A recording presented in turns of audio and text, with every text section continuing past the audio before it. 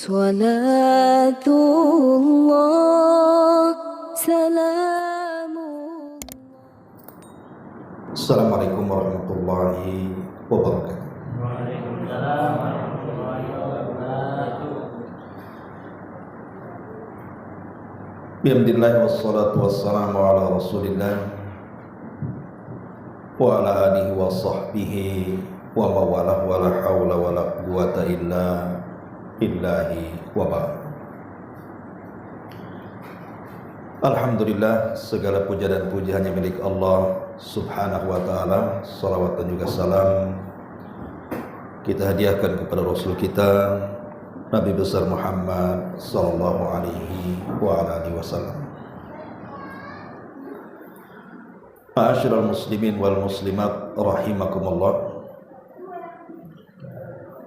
Karena kita sudah masuk di bulan Rabiul Awal dan kita masih berada di awal-awal bulan, tentu bulan Rabiul Awal ini menyimpan sejarah besar bagi kita kaum muslimin. Apa itu? Tentang sejarah Nabi kita Muhammad sallallahu alaihi wasallam.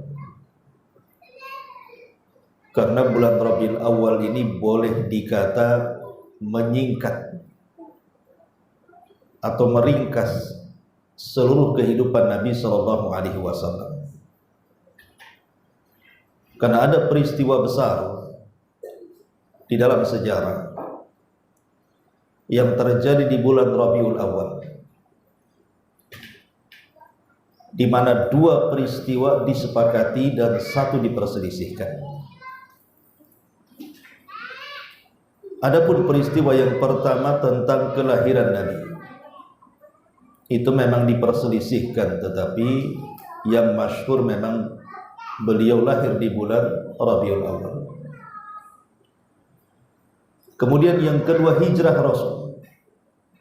Hijrah Rasul sepakat terjadi di bulan Rabiul Awal.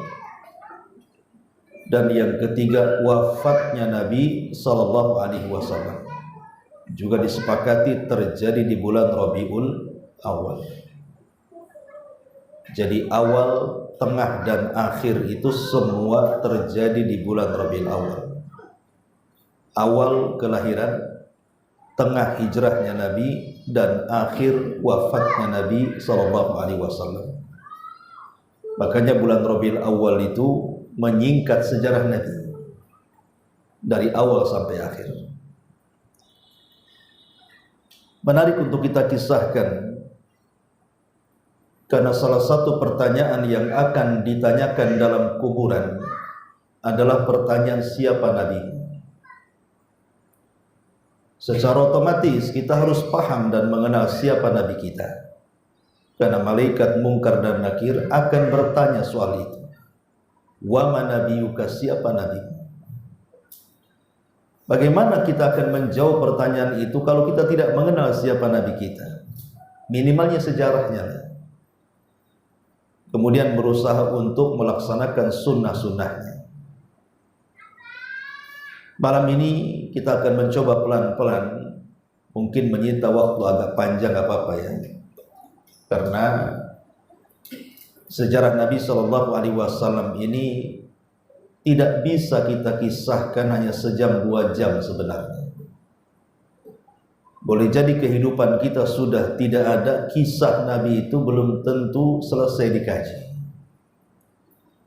Tapi kita akan memberi sebuah pengetahuan umum saja secara ringkas tentang sejarah Rasul, bagaimana suka duka beliau sejak lahir sampai wafatnya Nabi sallallahu alaihi wasallam. Ma'asyiral muslimin wal muslimat rahimakumullah. Nabi kita Muhammad sallallahu alaihi wasallam digelari sebagai Abul Qasim. Jadi nama dia memiliki kunyah, namanya Abul Qasim. Kenapa dikatakan Abul Qasim dan siapa Qasim di sini? Kita tahu bahwa Nabi sallallahu alaihi wasallam memiliki putra 2 dari Khadijah. Anak pertama namanya Qasim, tapi di usia 2 tahun meninggal. Kemudian setelah diangkat menjadi nabi, punya anak lagi laki-laki namanya Abdullah atau At-Tayyib, tetapi juga meninggal di waktu bayi.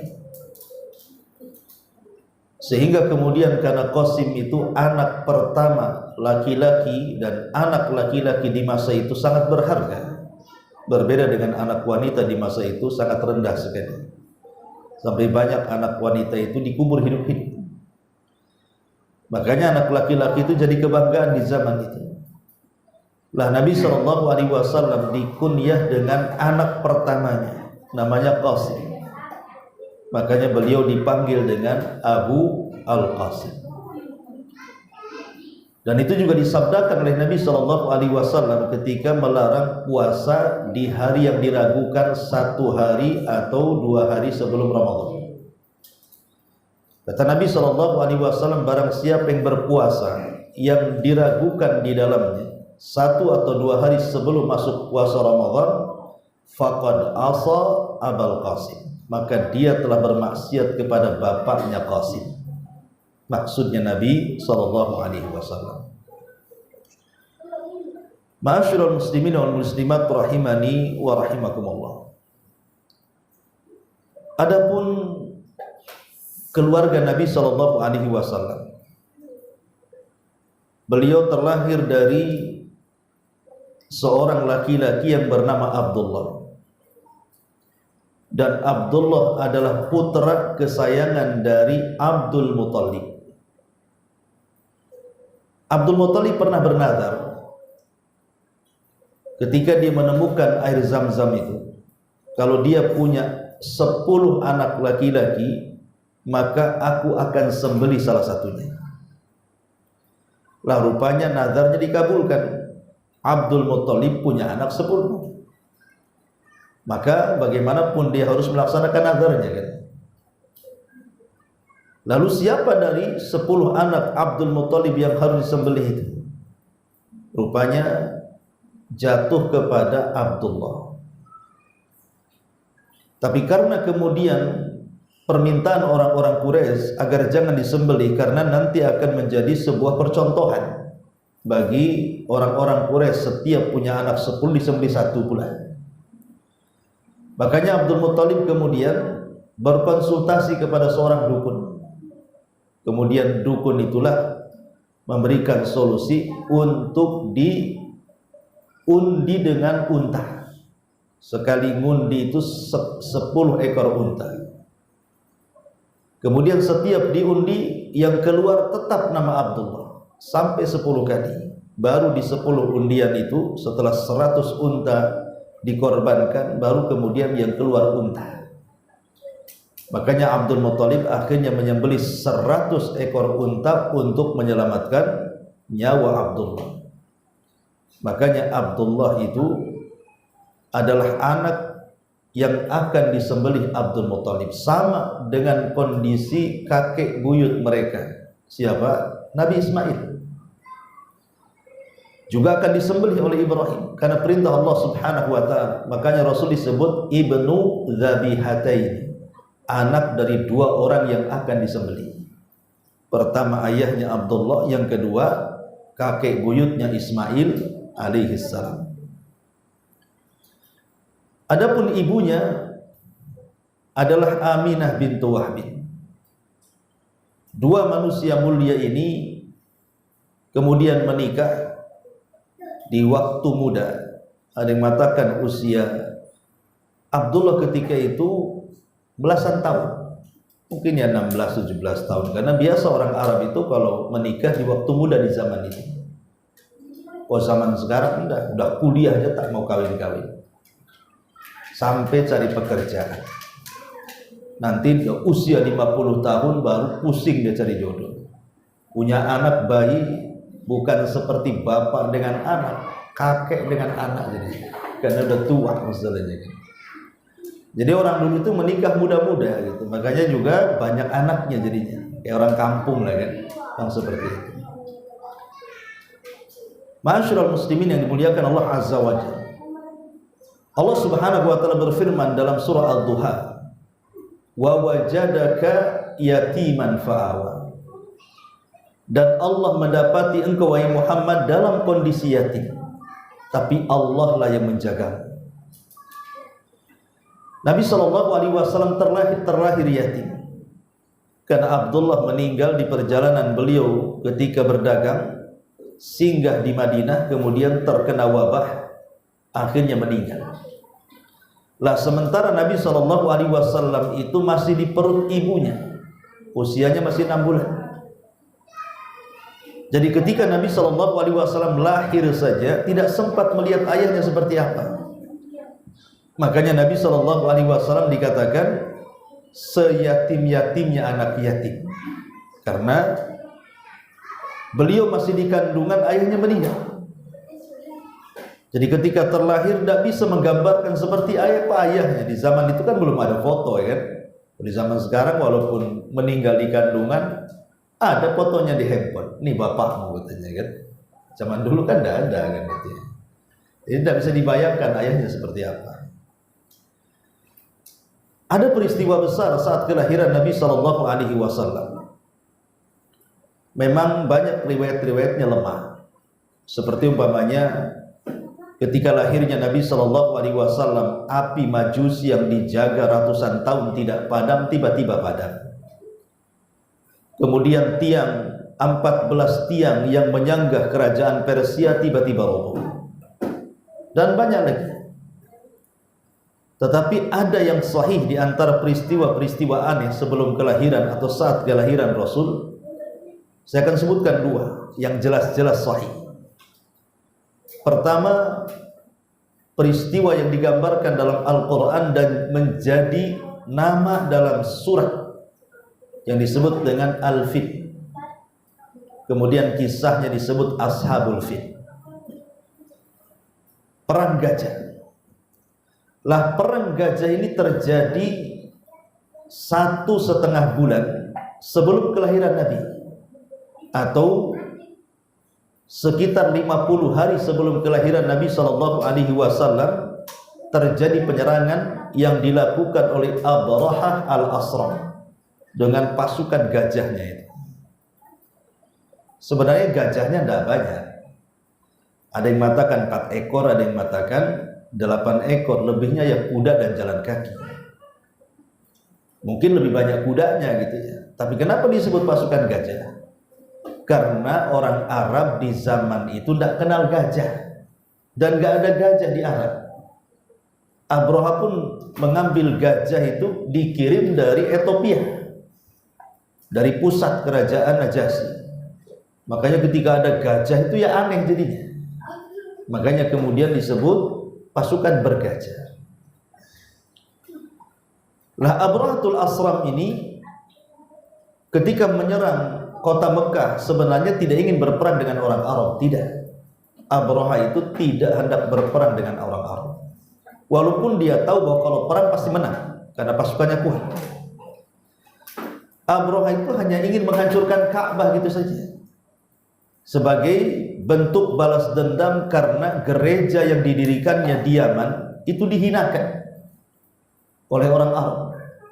Makanya tak terima dia gerejanya dihinakan itu, makanya dia ingin menghancurkan Ka'bah. Sebagai balasan itu disesuaikan dengan amalannya. Ma'asyiral muslimin yang dimuliakan Allah Subhanahu wa taala. Tetapi ketika Abraha sudah mendekati Mekah, tepatnya di sebuah lembah yang disebut dengan lembah Muhassir. Lembah Muhassir itu, disitulah Abraha dihancurkan. Makanya kalau kita lewat lembah itu, khususnya bagi jemaah haji kan mesti lewat lembah itu, maka disunnahkan untuk mempercepat jalan. Kenapa demikian? Karena kita tidak boleh singgah di tempat yang pernah diazab Allah. Makanya disunahkan bagi jemaah haji kalau lewat lembah itu disuruh cepat jalan kakinya. Sama dengan syariat ketika sa'i. Antum yang pernah umrah, ketika sa'i itu ada lampu hijau, dari lampu hijau ke lampu hijau itu kan disuruh untuk mempercepat jalan. Karena konon katanya bahwa Hajar ketika melempar syaitan itu di sekitar itu. Makanya kemudian disuruh mempercepat jalannya. Kisahnya adalah ketika Abraha sampai di tempat yang disebut dengan lembah Muhassir itulah, maka tiba-tiba Allah Subhanahu wa taala tidak berkenan untuk mengganggu Ka'bah Abrahatul Asram ini. Makanya kemudian diutuslah burung ababil yang kemudian menghancurkan sehancur-hancurnya pasukan Abrahatul Asram. Tidak ada yang selamat. Kalaupun ada yang selamat itu hanya untuk menceritakan peristiwa, habis itu mati. Ada yang selamat tapi hanya untuk menceritakan peristiwa saja, saksi mata. Habis menceritakan kemudian meninggal. Sekarang pertanyaannya adalah, yang menyerang Ka'bah ini agamanya lebih dekat dengan kita, orang Nasrani. Itu kan lebih dekat dengan Islam, karena Nasrani diutus Nabi Isa. Kemudian mereka punya kitab namanya Injil. Sementara yang melindungi Ka'bah ini orang musyrik, penyembah berhala, Lata, Uzza, Manat, Hubal kan? Kenapa Allah kemudian menolong orang-orang musyrik dan menghancurkan Abraha yang notabene Nasrani dan agamanya dekat dengan kita kan itu? Nasrani itu lebih sayang dengan kaum muslimin dibandingkan orang Yahudi atau orang musyrik. Dan itu nas Al-Qur'an, la tajidanna asyaddan nas adawatan lil ladzina amanul yahud wal ladzina asyraku. Engkau akan mendapati manusia yang paling memusuhi orang-orang yang beriman. Siapa mereka? Pertama Yahudi, yang kedua orang musyrik. Ayat ini tidak menyebutkan Nasrani kan? Tapi kenapa Allah tolong orang-orang musyrik dan Allah hancurkan orang-orang Nasrani? Sebenarnya Allah tidak menolong orang-orang musyrik, tidak. Tapi masalahnya dalam penyerangan itu ada rahasia besar, karena akan lahir 50 hari setelah peristiwa itu seorang nabi dan rasul yang akan menutup para nabi dan rasul dan merupakan pemimpin para nabi dan rasul. Itu masalahnya. Rahasianya di situ. Kenapa Allah menghancurkan Abraha? Kan akan lahir, jangan macam-macam. Di Ka'bah itu akan lahir seorang anak laki-laki yang sangat spesial, manusia paling agung di jagat raya ini. Makanya Allah hancurkan Abraha. Kemudian peristiwa yang kedua adalah munculnya bintang Ahmad, dan tidak diketahui kemunculannya kecuali orang-orang Yahudi yang ada di kota Madinah. Kenapa di Madinah kala itu mayoritas orang-orang Yahudi bercokol di situ?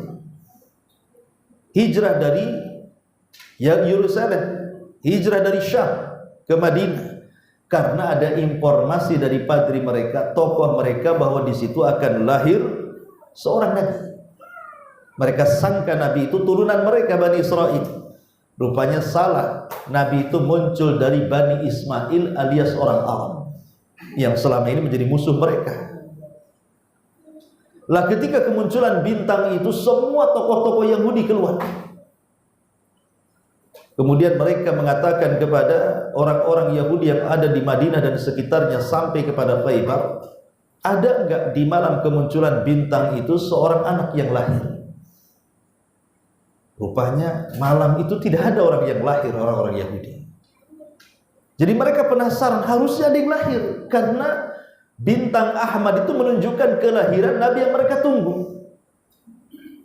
Rupanya dari arah Mekah mereka mendengar di malam itu ada orang yang lahir. Dari rumah Aminah bintu Wahb. Maka ketika mereka mendengar bahwa justru di Madinah tidak ada bayi yang lahir, tapi lahirnya justru ada di Mekah, orang-orang Yahudi pun menangis dan mengatakan, "Zahabat nubuwatu Bani Israel." Telah hilang kenabian Bani Israel dan telah berpindah kepada Bani Ismail. Artinya orang Yahudi mengakui itu. Tapi mereka karena hasadnya, kenapa Nabi itu lahir dari orang Arab, tidak lahir dari perut mereka Bani Israel. Sejak itulah Yahudi tidak pernah mau mengikuti Nabi kita sampai hari ini. Padahal Nabi SAW berdakwah di Madinah itu cukup lama, 10 tahun. Artinya kan lama, tapi tidak ada orang masuk Islam dari kalangan Yahudi kecuali kurang dari 10 orang. Dari sekian ribu orang Yahudi itu bisa dihitung dengan jari saja. Dan satu-satunya tokoh yang masuk Islam dari kalangan Yahudi adalah Abdullah ibn Salam. Selebihnya tidak ada tokoh Yahudi masuk Islam. Yang ada mereka menentang Nabi dan dakwah Nabi SAW. Ma'asyiral muslimin yang dimuliakan Allah Subhanahu wa taala. Ketika Nabi SAW lahir, kebiasaan orang Arab itu, ikhwan, mereka biasa menitipkan anak-anak mereka itu di Baduy. Jadi orang-orang kota di masa itu kalau lahir anak bayi, maka mereka akan menitipkan di pedesaan. Alasannya tentu banyak. Karena di kota ini banyak wabah, tidak sehat bagi anak-anak. Kemudian yang kedua, bahasa Arabnya pun sudah campur aduk. Lihat bahasa orang kota dengan orang desa, macam-macam kan. Bahasa orang kota ini sudah terkontaminasi dengan bahasa-bahasa macam-macam kan, bahasa gaul, bahasa ini, bahasa itu kan. Makanya sudah tidak steril lagi bahasanya. Karena tidak steril itulah makanya akhirnya Nabi SAW di masa bayi itu kemudian dititipkan di pedesaan. Ada sebuah kabilah namanya Bani Sa'idah. Kabilah Bani Sa'idah ini kebetulan sedang terjadi pacaklik hebat, tidak turun hujan. Sehingga kemudian para wanita yang memiliki anak bayi, mereka bersama suami mereka dari kabilah Bani Sa'idah, ya sekitar antara 30 sampai 40 wanita itu yang punya anak tentunya, karena kalau tidak punya anak kan tidak keluar air susunya. Mereka berangkat ke Mekah, ke kota, untuk mencari bayi-bayi yang siap disusui, tentu dengan bayaran, ya. Dan semua mendapatkan bayi-bayi orang kaya. Sementara bayi Nabi kita Muhammad SAW ini kan udah miskin, yatim lagi. Jadi kalau orang-orang Bani Sa'idah melihat bayi Nabi dan ditawari oleh Aminah itu ditolak, nggak mau gitu. Saya bawa bayi ini apa nanti dapatnya? Kan tujuan mereka kan memang cari uang gitu ya dengan menyusui. Sementara Nabi ini miskin, orang tuanya miskin, apalagi anak yatim lagi. Jadi nggak ada yang mau. Sehingga ada seorang wanita yang telat datang, namanya Halimah Sa'diyah, dan juga suaminya itu mencari-cari bayi orang kaya, tapi sudah nggak ada lagi. Tersisa satu bayi. Itulah putra Aminah Nabi kita Muhammad SAW. Awalnya tidak mau, tapi suaminya mendesak, sudahlah daripada pulang tak bawa bayi, katanya kan, ambil saja, mudah-mudahan ada kebaikan, kata suaminya. Akhirnya kemudian bayi itu diambil. Subhanallah, ketika Nabi SAW kecil itu berada di pangkuan Halimah Sa'diyah, susunya Halimah Sa'diyah itu kurang bagus sebenarnya, dan dia pun sedang kecapean bersama suaminya dengan anak bayinya yang habis melakukan perjalanan yang cukup jauh. Mereka sudah tidak punya tenaga untuk pulang. Tapi ketika kemudian mereka mengambil bayi Nabi Muhammad SAW, tiba-tiba kemudian kambing yang tidak mengeluarkan air susu itu, ternyata air susunya banyak dan bisa diperah. Kemudian mereka meminum dari susu kambing itu, sehingga air susu yang ada pada Halimah itu juga melimpah.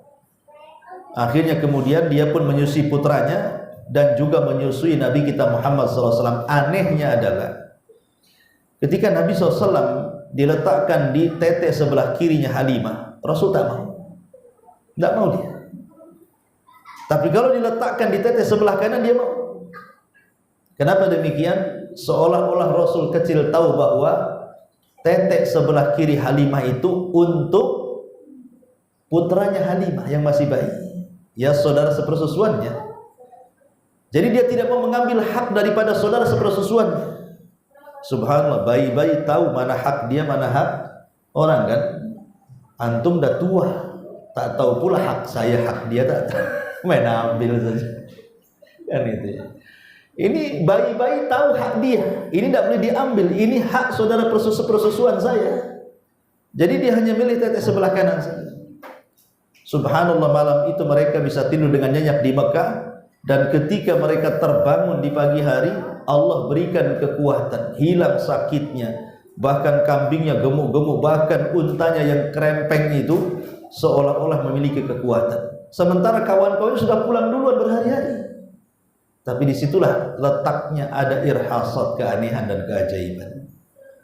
Jadi ketika mereka pulang, itu Atan, unta kurusnya itu tiba-tiba melaju dengan kencang seolah-olah tidak punya capek, sampai mampu menyusul kawan-kawannya yang sudah mengambil bayi dan sudah berjalan berhari-hari. Tiba-tiba dia sendiri yang duluan sampai di kabilah Bani Sa'idah, kawan-kawannya tertinggal. Pada secara logika tidak mungkin, tapi itulah irhasat, keanehan yang Allah tunjukkan akan kelahiran Nabi Sallallahu Alaihi Wasallam. Lah ketika Nabi Sallallahu Alaihi Wasallam berada di Bani Sa'idah, di rumahnya Halimah Sa'diyah itu, Nabi Sallallahu Alaihi Wasallam ya umumnya orang menyusui itu kan 2 tahun. 2 tahun saja kan, kemudian disapi. Umumnya menyusui bayi itu 2 tahun, dan begitu perintah Quran. Ya, bahwa menyusui itu 2 tahun, kalau sudah 2 tahun disapi. Jadi setelah 2 tahun disusui oleh Halimah, dikembalikan kepada ibunya ke Mekah.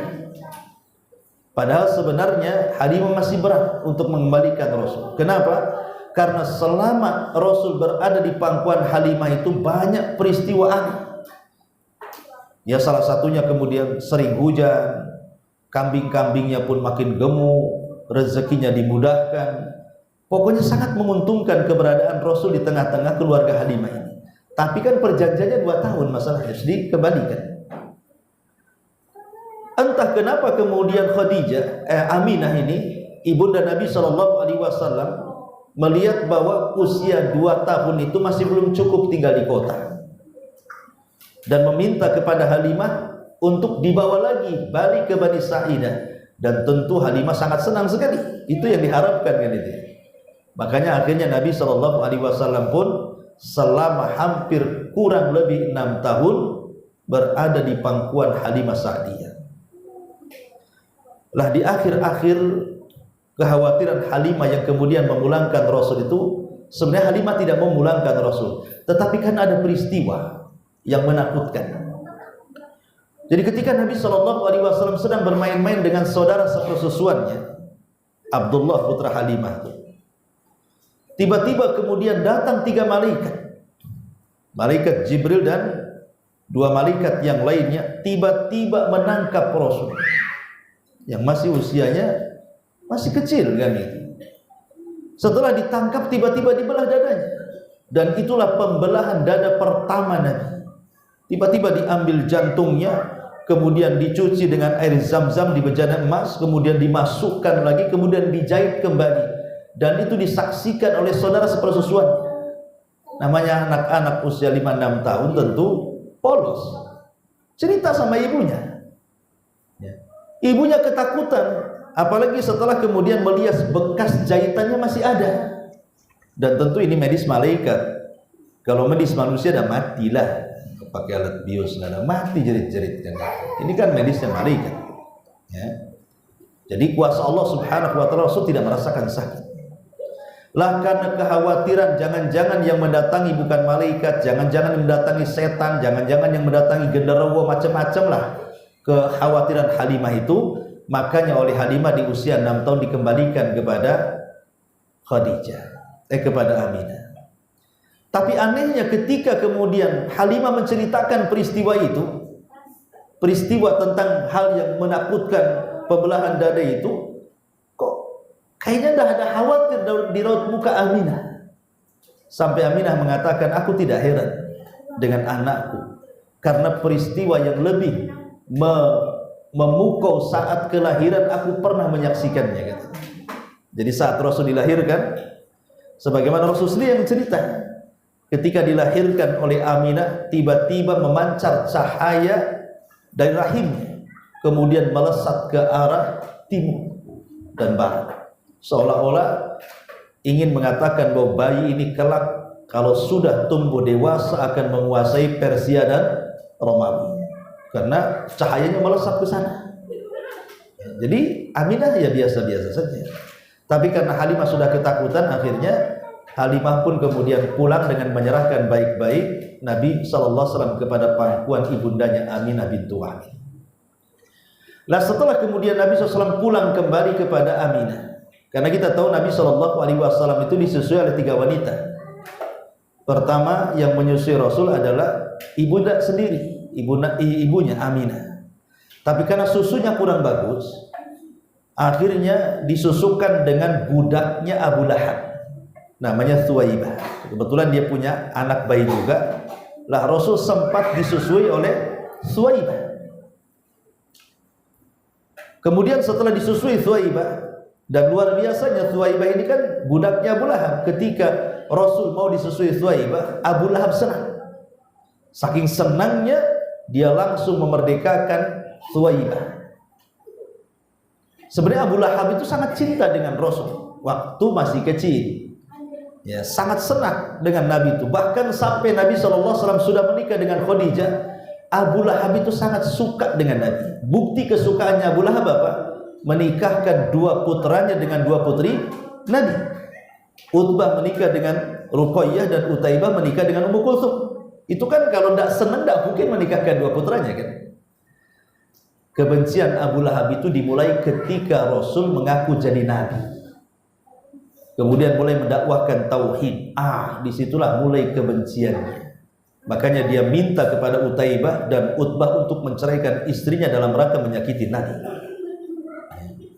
Kembali kepada kisah awal. Jadi setelah Nabi SAW di usia 66 tahun kembali kepada ibundanya Aminah, maka Aminah ingin mengajak berziarah ke kuburan ayahnya Abdullah yang ada di Madinah. Berangkat bertiga bersama Ummu Aiman. Kita tahu bahwa perjalanan Mekah dan Madinah itu jauh, ikhwan. Ya, apalagi menggunakan unta kan jauh sekali. Ya. Kalau pakai mobil sekarang dekat. Bagaimana lelahnya coba, apalagi wanita. Aminah sudah tua, kemudian juga Ummu Aiman bersama Nabi SAW. Ya. Ketika sampai di Madinah, maka kemudian coba ditenangkan ya, saya kurang sering buyar ini ya materinya. Ya. Jadi ketika sampai kemudian sampai di mana tadi? Kan udah lupa jadinya. Iya. Jadi ketika kemudian Nabi SAW bersama Aminah dan juga Ummu Aiman, tenangkan aja. Afwan ya, Masya Allah. Iya. Jadi berangkatlah kemudian ke kota Madinah. Kemudian sampai di Madinah, berziarah ke kuburan ayahnya Abdullah. Ya. Kemudian setelah berziarah dan menetap di Madinah, karena bagaimanapun saudara-saudara Aminah juga banyak yang ada di Madinah. Jadi menetap beberapa hari di Madinah. Kemudian setelah itu mereka pulang. Tapi Allah takdirkan di sebuah tempat namanya Abwa. Abwa itu pertengahan antara Mekah dan Madinah. Di situ ada kota Abwa. Lah disitulah Aminah kemudian jatuh sakit. Subhanallah, sakitnya tidak tertolong. Akhirnya Allah takdirkan Aminah pun meninggal dunia di usia Nabi 6 tahun. Berarti genaplah Rasul dari yatim menjadi piatu. Yatim piatu. Ini istilah Indonesia. Kalau orang Arab nggak kenal piatu, di sana kenalnya ya yatim saja. Ya kan? Jadi akhirnya Ummu Aiman ini membawa Nabi SAW pulang. Setelah sampai di kota Mekah, kemudian diserahkan kepada kakeknya Abdul Muthalib. Yang ketika itu Abdul Muthalib menjadi pemimpin Arab. Ingat, pemimpin Arab itu hanya ada dari 2 kabilah saja. Pertama kabilah Bani Hashim, dan yang kedua kabilah Bani Mahzum. Adapun yang lainnya sekitar 20 kabilah itu kecil-kecil. Kalau keseluruhannya disebut Quraisy, ya. Jadi Quraisy ini terdiri dari banyak kabilah. Yang paling besar itu Bani Hashim dengan Bani Mahzum. Lah kebetulan ketika itu Mekah dikuasai oleh Bani Abdi Manaf, Bani Hashim, oleh kakeknya Rasul namanya Abdul Muthalib. Tapi setelah wafatnya Abdul Muthalib diganti kepemimpinan oleh Bani Mahzum. Siapa? Abu Jahal penggantinya, yang dikenal dengan Amr bin Hisham, dikenal dengan Abu Jahal. Jadi kemudian tidak lama dengan kakeknya, dari usia 6 tahun, 7 tahun sampai 8 tahun Allah takdirkan meninggal dunia.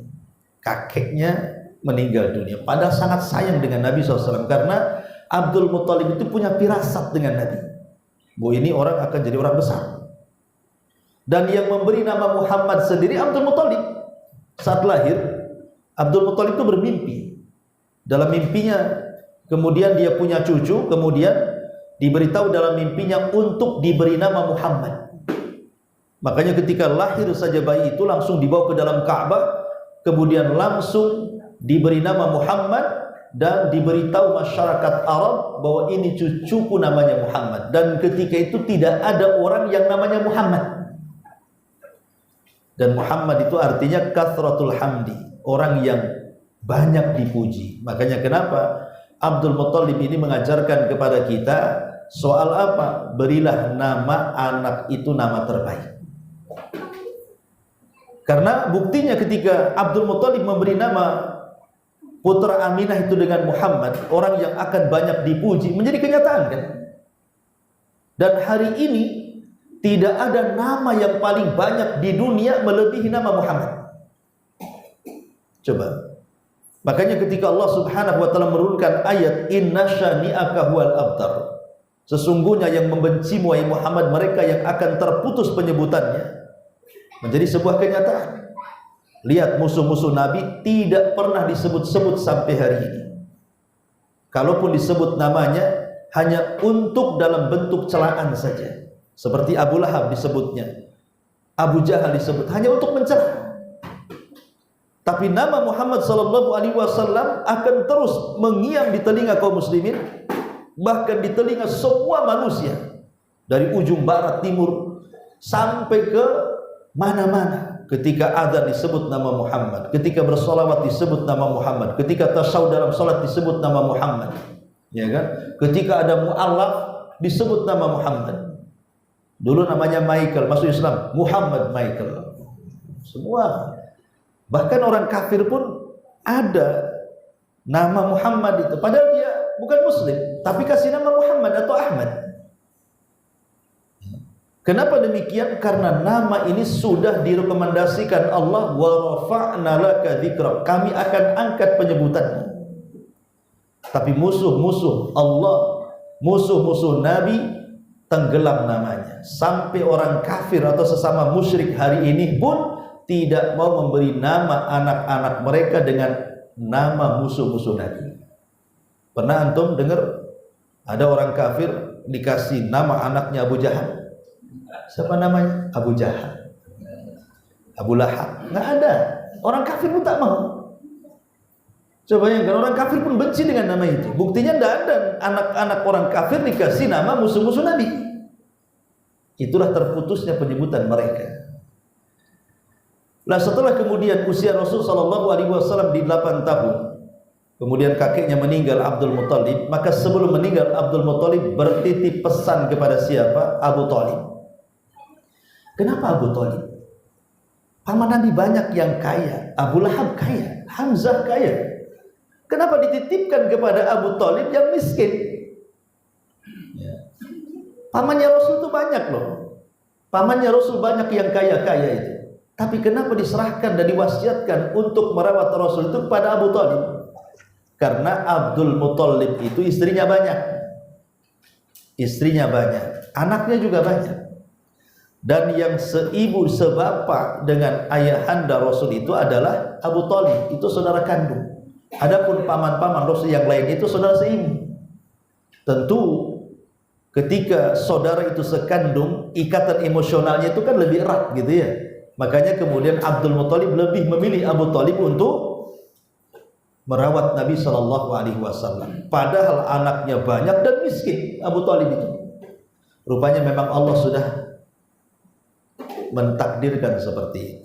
Rasul harus memang digembleng dari kecil supaya hidup prihatin, diajari kesabaran karena dia akan menjadi orang sukses nantinya. Ma'asyiral muslimin yang dimuliakan Allah Azza wa Jalla, ketika Nabi sallallahu alaihi wasallam di usia 8 tahun kemudian beralih tangan kepada Abu Thalib. Abu Thalib juga sayangnya kepada Rasul melebihi anak-anaknya. Luar biasa. Jadi Abu Thalib itu sayangnya kepada Rasul itu luar biasa, melebihi anak-anaknya. Ketika Nabi sallallahu alaihi wasallam kemudian di usia 12 tahun, biasa usia 12 tahun, 13 tahun, belasan tahun lah, walaupun belum balik, orang-orang Quraisy itu sudah biasa mendidik anak-anak mereka sedari kecil untuk menjadi pembisnis ulung. Karena yang namanya darah perdagangan, dunia bisnis, dunia dagang itu sudah mengakar mengurat di tubuh orang-orang Quraisy sampai kepada anak-anaknya. Jadi anak-anak Quraisy itu cita-cita mereka ingin jadi pedagang. Semua orang-orang Quraisy, termasuk Nabi Shallallahu Alaihi Wasallam. Makanya ketika kemudian Abu Thalib melakukan perjalanan dan usia Rasul sudah 12 tahun, maka Rasul meminta untuk diajak. Maka karena sayangnya, akhirnya kemudian diajak juga Rasul untuk dilatih berniaga. Berangkatlah dari Mekah ke Syam. Rupanya sampai di perbatasan Syam, tiba-tiba kemudian dicegat oleh seorang pendeta. Ada yang mengatakan pendeta ini adalah pendeta yang sangat ekstrim di kanisahnya, di tempat ibadahnya, sehingga diusir. Ya. Diusir dari kaumnya, kemudian tinggal di padang pasir. Ada yang mengatakan pendeta ini punya pengawal dukun, dan dukun ini suka ngeramal, dan di antara ramalannya bahwa akan lewat seorang nabi di situ dengan ciri-ciri pohon atau apalah gitu.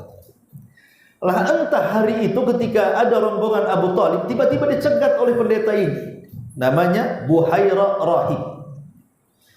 Jadi kata Buhairah, jangan dulu kalian melanjutkan perjalanan ke Syam, sebaiknya kalian singgah di rumahku.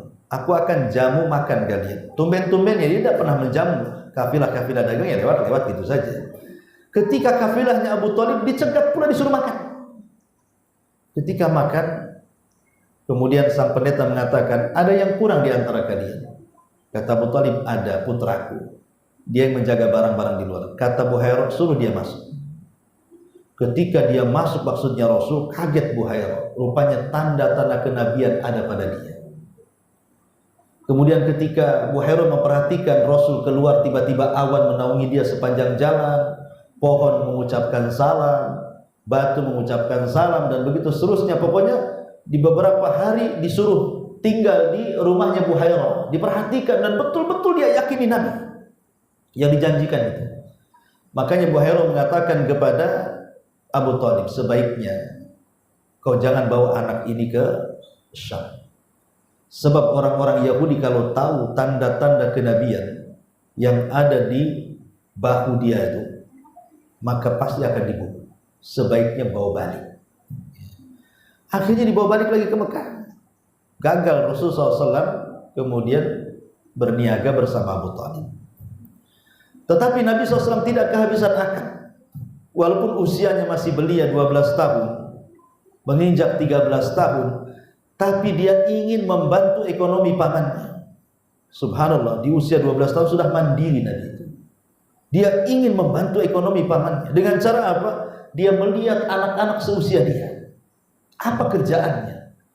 Rupanya banyak anak-anak di usia dia dan di atas dia itu banyak yang menjadi penggembala kambing. Jadi cari orang kaya, nanti dirawat kambingnya, nanti dihargai murah. Jadi murah sekali ongkosnya. Tapi Nabi SAW tetap mengambil pekerjaan itu karena dia memikirkan jasa pamannya. Dia ingin membalas. Dia tidak merepotkan. Di sini pelajaran besar. Lihat bagaimana di usia 12 menginjak 13 itu Rasul mengajarkan kepada kita kemandirian hidup. Tadi saya sudah singgung. Hari ini 12 tahun ada di mana? Paling nongkrong di jembatan. Trek-trekan, naudzubillah kemarin itu yang viral itu. Usia 12 tahun sudah merkosa orang, bunuh orang lagi. Coba bayangkan. Anak masih bau kencur bisa merkosa, membunuh lagi. Itulah anak-anak zaman kiwari, zaman gak jelas ini kan. Zaman now katanya.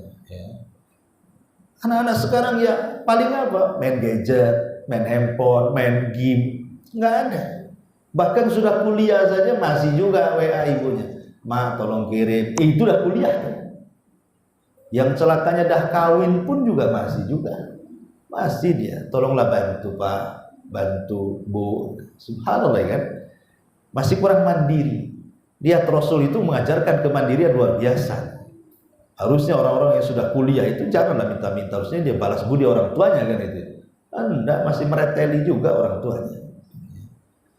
Jadi Nabi SAW diarahkan untuk menjadi penggembala kambing. Kenapa tidak unta saja? Kan penggembala unta gajinya lebih besar. Rupanya Allah yang berkehendak. Karena akan ada perbedaan jauh antara akhlak penggembala unta dengan akhlak penggembala kambing. Akhlak penggembala unta itu cenderung kasar. Karena tabiat unta itu dari setan masalahnya. Makanya kalau makan daging unta batal wudunya. Tapi kalau makan daging kambing tidak batal wudunya. Karena unta tercipta dari setan, artinya tabiatnya seperti setan. Jadi siapa yang menggembala unta itu akan keras hatinya seperti Umar. Umar itu penggembala unta, makanya lihat orangnya keras Umar bin Khattab itu. Karena sejak kecil dia penggembala unta masalahnya. Tapi Rasul diarahkan oleh Allah untuk menjadi penggembala kambing. Sampai ahli sejarah mengatakan apa? Min riayatil ghanami ila riayatil umami. Dimulai dari memimpin kambing, diakhiri memimpin umat. Jadi modal Nabi SAW untuk memimpin umat itu berawal dari memimpin kambing. Karena dari memimpin kambing inilah lahir keberanian. Namanya kambing diincar serigala, berarti tuannya harus melawan serigala. Timbul berani. Ya. Yang namanya merawat kambing itu harus sabar. Kalau tidak sabar matilah kambingnya. Ya. Kalau merawat kambing itu harus penuh dengan kasih sayang. Tidak bisa kasar. Lari kalau kasar bisa sampai mati, sakit juga kan gitu. Jadi banyak sifat-sifat baik, mulai dari kesabaran, kemudian keberanian, kemudian kasih sayang, macam-macam lah sifat-sifat yang terlahir dari penggembala kambing itu yang jadi modal Nabi SAW untuk memimpin umat. Makanya dimulai dari memimpin kambing, diakhiri memimpin manusia, bahkan jinnya sekalian. Jadi jangan salah. Jadi kalau antum ingin menjadi pemimpin, menjadi leadership gitu ya, tidak usah antum kursus kepemimpinan di hotel sana hotel ini. Antum ke Tamiang saja, kan banyak kambing di situ. Setahun aja antum gembala kambing itu akan jadi pemimpin. Karena dari situ lahir akhlak yang baik, kan itu. Jadi ini metode Nabi SAW. Ahli sejarah mengatakan begitu. Min riayatil ghanami ila riayatil umam. Ma'asyiral muslimin dan muliakan Allah Azza wa Jalla. Tetapi dengan seiringnya waktu, Nabi SAW usianya pun sudah mulai dewasa. Memang banyak peristiwa di usia 15 tahun, 16, 17 itu seperti terjadi perang namanya perang Fijar. Kemudian ada namanya Hilful Fudul, perjanjian. Ya, kemudian ada namanya renovasi Mekah, Ka'bah, karena terjadi banjir merobohkan separuh Ka'bah. Sehingga ketika itu orang Quraisy mau merenovasi Ka'bah, merobohkan dan membangun kembali. Itu pun ketika mereka hendak merobohkan Ka'bah tidak berani, karena banyak orang-orang tua yang masih hidup yang mereka menyaksikan bagaimana Abraha dihancurkan oleh burung ababil. Tetapi ada orang tua di antara mereka namanya Al-Walid, Al-Walid ibn Mughirah. Itu orang yang sudah tua. Dia mengatakan, biar aku yang memulai menghancurkan Ka'bah. Kalau tidak ada apa-apa, berarti tidak ada apa-apa. Karena niat kita bukan menghancurkan seperti Abraha. Kita kan niatnya memperbaiki gitu. Setelah kemudian dirobohkan sedikit-sedikit, kok nggak ada apa-apa, maka serentaklah oleh masyarakat Quraisy dirobohkan Ka'bah itu. Masalahnya, sebejat-bejatnya orang jahiliyah, sejahat-jahatnya orang jahiliyah, di atas kesyirikan mereka, ketika merenovasi Ka'bah, mereka tidak menerima uang haram. Mereka mewajibkan uang halal. Nggak bisa bangun Ka'bah dari uang togel itu, dari judi online, nggak bisa, dari korupsi nggak bisa. Ya, harus yang dari halal betul. Lah karena uang halal sedikit, akhirnya kemudian pembangunan Ka'bah tidak rampung, hanya separuhnya saja. Yang tadinya Ka'bah itu persegi panjang jadi kotak jadinya. Dulu kita lihat hari ini gambar Ka'bah itu kotak, kemudian ada tembok yang melengkung, itu disebut Hijar Ismail. Dulu Hijar Ismail ini bagian daripada Ka'bah, jadi memanjang. Jadi dia di dalamnya Hijar Ismail itu. Tapi ketika direnovasi, Hijar Ismail jadi keluar. Karena dari segi panjang jadi kotak jadinya kan. Nah, seperti beginilah. Awalnya segini Ka'bah nih. Karena kurang dananya segini. Nah, untuk menunjukkan ini bagian Ka'bah, dibuatlah tembok melingkar di sini. Nah, itulah yang disebut dengan Hijar Ismail. Makanya orang tawaf, walaupun di sini ada jalan antara Hijar Ismail, nggak boleh tawaf lewat sini karena ini masih bagian dalam Ka'bah, tetap harus melewati sini. Ya. Memang sempat dimasukkan sebenarnya di zaman Khalifah Abdullah ibn Zubair. Jadi Abdullah ibn Zubair ibn Awam itu pernah berkuasa di Madinah. Sempat Ka'bahnya dirobohkan, kemudian dibangun balik seperti bangunan Ibrahim. Tapi oleh Hajjaj ibn Yusuf, orang zalim itu, tiba-tiba dihancurkan balik, dibalikan lagi seperti Quraisy. Gitu. Lah di zaman Imam Malik itu dimintai fatwa. Wah Imam, bagaimana kalau seandainya kita balikan aja lah Ka'bah itu seperti bangunan di zaman Nabi Ibrahim. Tapi Imam Malik mengatakan, aku tak maulah jadi mainan para penguasa. Ka'bah itu harus dihancurkan, nanti dibangun lagi, dihancurkan, dibangun lagi. Sejak itulah maka Ka'bah dari sejak zaman Imam Malik sampai hari ini ya tetap begitu. Bentuk yang pernah dibangun oleh orang Quraisy dan bukan bentuk yang dibangun oleh Nabi Ibrahim. Ya, karena tadi maslahat tadi. Ya, jadi takut jadi mainan kata Imam Malik. Makanya dibiarkan sampai sekarang seperti itu. Cuma ditandai saja oleh tembok yang melingkar bahwa itu bagian daripada Ka'bah. Ya. Intinya bahwa ketika Ka'bah sudah dibangun, ketika mereka meletakkan batu itu, mereka hampir perang. Siapa yang layak meletakkan Hajar Aswad itu? Hampir perang mereka. Tapi kemudian orang bijak di antara mereka begini saja, daripada kita perang, gini sajalah. Kita tunggu siapa yang akan keluar dari pintu itu katanya. Kita taruhan siapa yang keluar dari pintu itu. Kalau dia keluar, dia berhak untuk membopong batu dan meletakkan di tempatnya Hajar Aswad itu. Rupanya yang keluar dari pintu itu Nabi. Di usia 17 tahun itu, belum jadi Nabi pun kan itu. Maka orang berteriak, kenapa? Karena mereka tahu siapa Rasul. Walaupun di usia 17 tahun, tapi akhlaknya sangat dipuji oleh orang Arab. Dia sangat jujur dan amanah, shadiqul amin. Dan itu gelar itu didapati ketika menjadi penggembala. Jadi gelar shadiqul amin itu didapati Rasul saat menjadi penggembala kambing. Jadi kawan-kawan seusianya nih, kalau seandainya ada acara di luar, entah menghadiri pernikahan, entah ulang tahun, entah apa gitu kan tidak mungkin mereka meninggalkan kambing-kambing tuannya. Bisa hilang, bisa kabur, bisa didenda sama tuannya kan. Akhirnya mereka menitipkan kepada Rasul. Ya bahasa kita, titip dulu kambingnya, saya ada acara gitu ya. Dan Rasul sangat senang dititipi kambing. Anehnya, walaupun nitip kambing itu ribuan ekor, bahkan bukan ratusan ekor, ribuan ekor dari teman-temannya, tidak ada satu kambing pun yang hilang, tetap dirawat Rasul dan makin gemuk. Maka teman-temannya sejak itu melakobi Rasul dengan sebutan orangnya jujur, orangnya amanah. Jadi kalimat itu tersebar di kawan-kawan Nabi sesama penggembala kambing awalnya.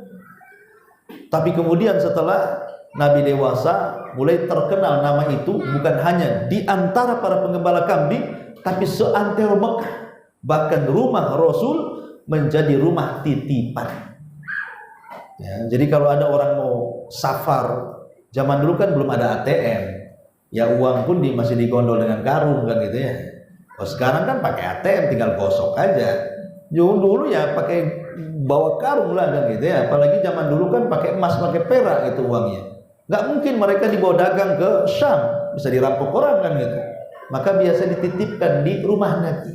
Makanya Nabi itu adalah orang yang mengasas pertama perbankan Islam.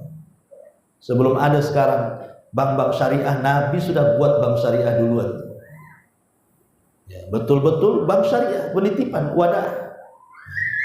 Jadi Nabi SAW memang sudah dikenal akhlaknya shadiqul amin.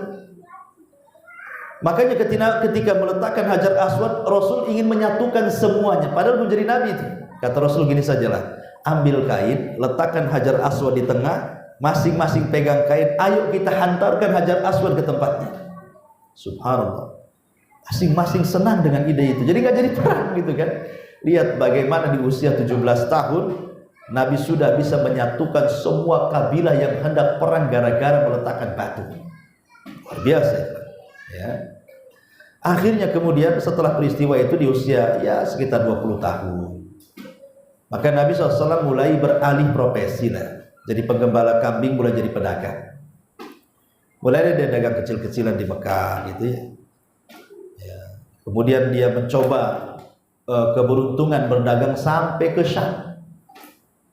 Dan subhanallah, setiap dia membawa dagangan, karena di zaman itu kan biasanya yang dibawa dari Mekah, andalan orang Mekah itu mereka menyamak kulit.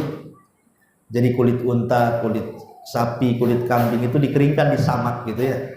Kemudian dijual ke Yaman atau ke Syam. Itulah mereka jualan itu saja. Jadi Nabi SAW terkadang bawa barang banyak gitu ya dari Mekah, kulit-kulit yang sudah disamak itu kemudian dibawa ke Syam, dan subhanallah laris. Dan selalu bawa keuntungan yang besar. Dan setiap majikan yang barangnya dibawa Rasul selalu mendapatkan keuntungan, tidak pernah ada kerugian. Sampai ketika ya usianya 23, 24 tahun gitu ya. Rupanya didengar oleh seorang wanita yang sangat tajir, miliarder. Itulah Khadijah bintu Khuwailid. Wanita kaya. Wanita disebut wanita thahirah, wanita suci, karena walaupun dia belum masuk Islam, karena memang Rasul juga belum diangkat jadi Nabi, tapi dia sudah tidak membuka aurat. Dia tutup auratnya pakai hijab. Makanya orang-orang menyebutnya wanita suci di zaman itu. Kedengaran sama Khadijah, ada anak muda yang amanah, yang ganteng, orangnya shadiq, jujur, pokoknya wah luar biasa. Dia ingin mencoba keberuntungan, bekerja sama dengan anak muda itu. Akhirnya dicarilah anak muda itu, maksudnya Rasul, kemudian dipertemukan dengan Khadijah. Khadijah mengatakan, wahai Muhammad, bagaimana kalau seandainya kita berbisnis? Aku yang memberikan modal, kau yang mainkan modalnya dengan menggunakan sistem mudharabah, bukan sistem syirkah, mudharabah. Khadijah yang punya modal, Rasul yang menjalankan modalnya. Tapi Nabi SAW tidak langsung mau. Dia mengatakan, tunggu dulu sampai saya minta izin kepada pamanku, hatta astadzina ammi, sampai aku minta izin sama pamanku. Subhanallah, mau jualan saja harus izin pamannya. Ya, karena pamannya itu adalah pengganti ayahnya. Disitulah bentuk birrul walidain. Bagaimanapun tetap harus izin sama paman. Ketika bercerita kepada Abu Thalib, senang Abu Thalib. Kata Abu Thalib, ambil saja peluang ini.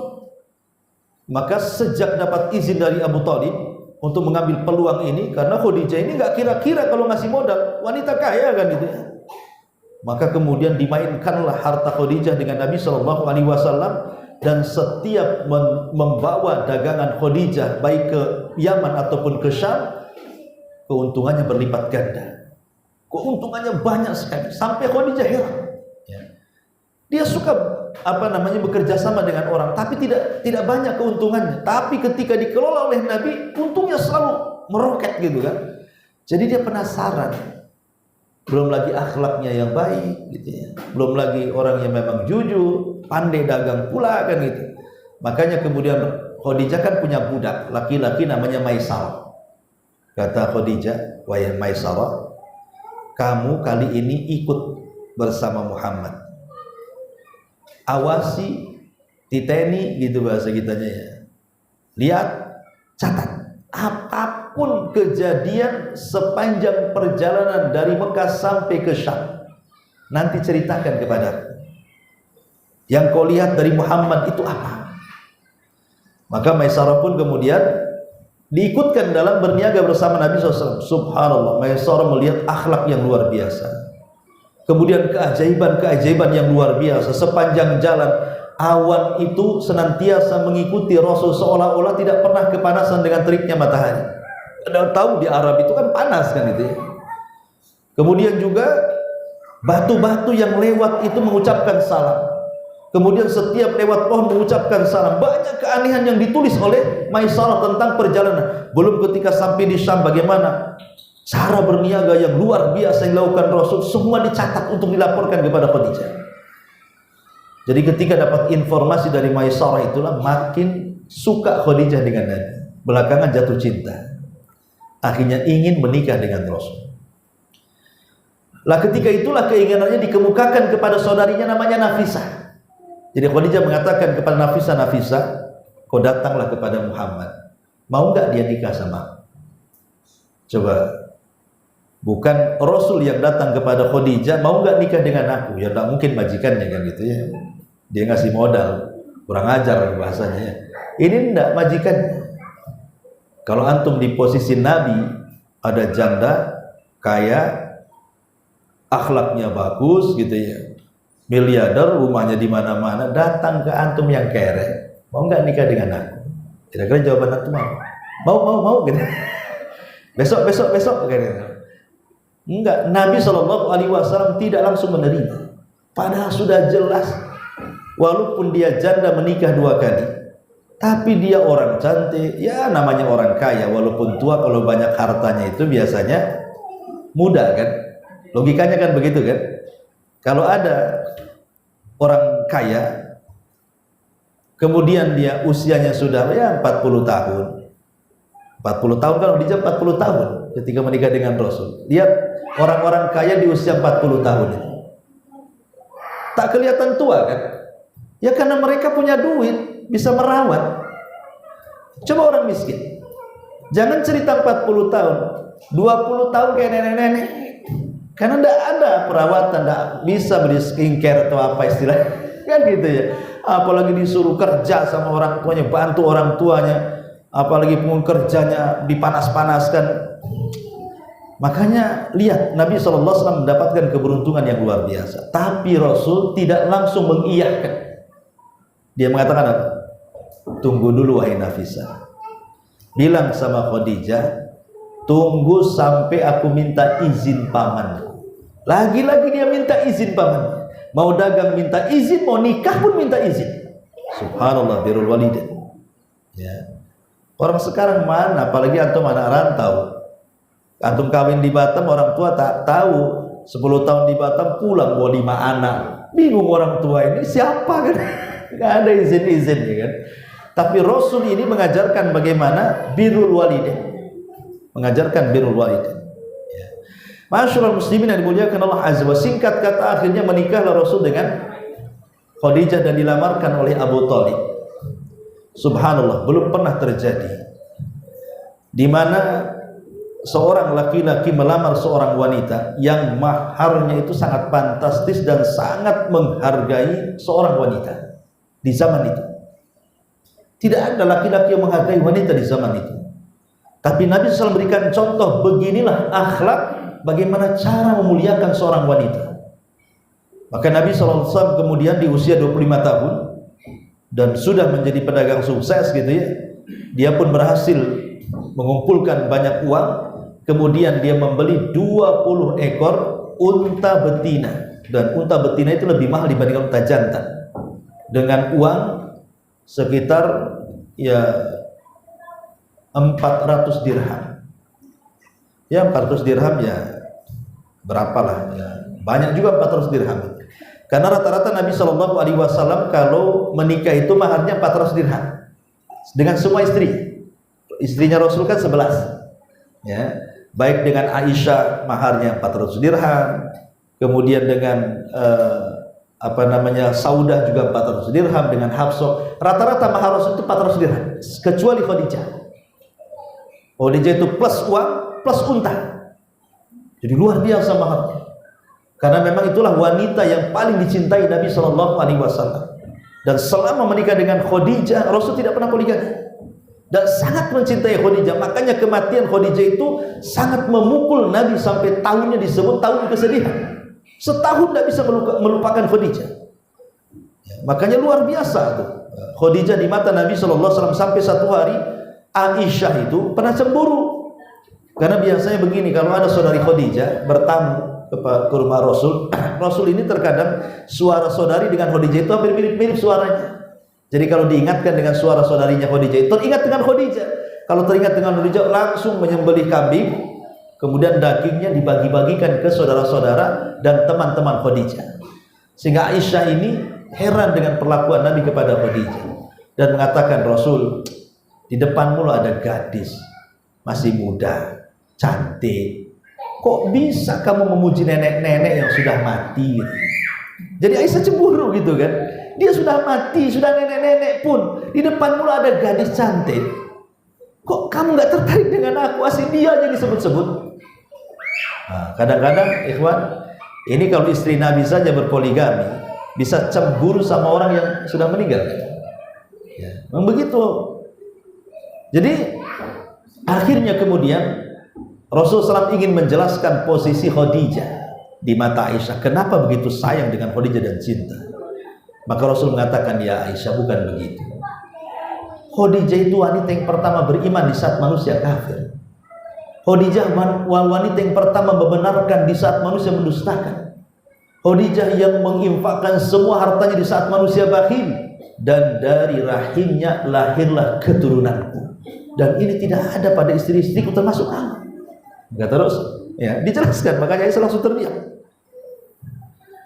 Jadi ma'asyiral muslimin yang dimuliakan Allah Azza wa Jalla, maka menikahlah Nabi dengan Khadijah. Akhirnya lahir dari perut Khadijah 2 laki-laki dan 4 wanita. Lahirlah Qasim, lahirlah Abdullah. Kemudian dari wanita dimulai dari Zainab yang paling tua, kemudian di bawah Zainab ada Ruqayyah, di bawah Ruqayyah ada Ummu Kulthum, di bawah Ummu Kulthum ada Fatimah. Jadi semua putra putri Rasul ada 6 dari rahim Khadijah. Adapun Ibrahim bukan dari rahim Khadijah, tapi rahim dari budaknya namanya Maria Kiptiah. Jadi putra Rasul semuanya 7, 6 dari Khadijah, 1 dari Maria Kiptiah. Ya. Kemudian Nabi SAW ketika menikah dengan Khadijah, betul-betul Khadijah menyerahkan semua kekayaannya. Seolah-olah Khadijah ingin mengatakan, ini rumah milikmu, ini modal milikmu, ini semua uang di ATM milikmu, ini aset-aset milikmu. Semua diserahkan kepada Nabi. Kenapa Khadijah begitu percaya dengan Nabi? Kalau zaman sekarang antum nikah dengan janda kaya, nggak ada ceritanya. Ini rumah untuk akang, ini mobil untuk abang, ini tanah untuk emas, nggak ada ceritanya. Yang ada ke notaris, ini milikku, milikmu juga kesana ke notariskan gitu. Nanti kalau cerai tak bisa kita main ambil-ambil kan. Karena antum ini model gak dipercaya. Kalau nikah sama janda kaya pasti antum nikah lagi masalahnya. Makanya dinotariskan kekayaannya gitu. Kalau di janda yakin dengan Rasul, pasti dia amanah, setia. Subhanallah. Ya. Akhirnya kemudian memang Rasul menjadi peniaga besar. Bagaimana tidak? Semua yang dulunya modal sedikit, sekarang semua modal dipegang dia. Semua usaha dipegang dia. Apa enggak jadi pedagang besar Nabi?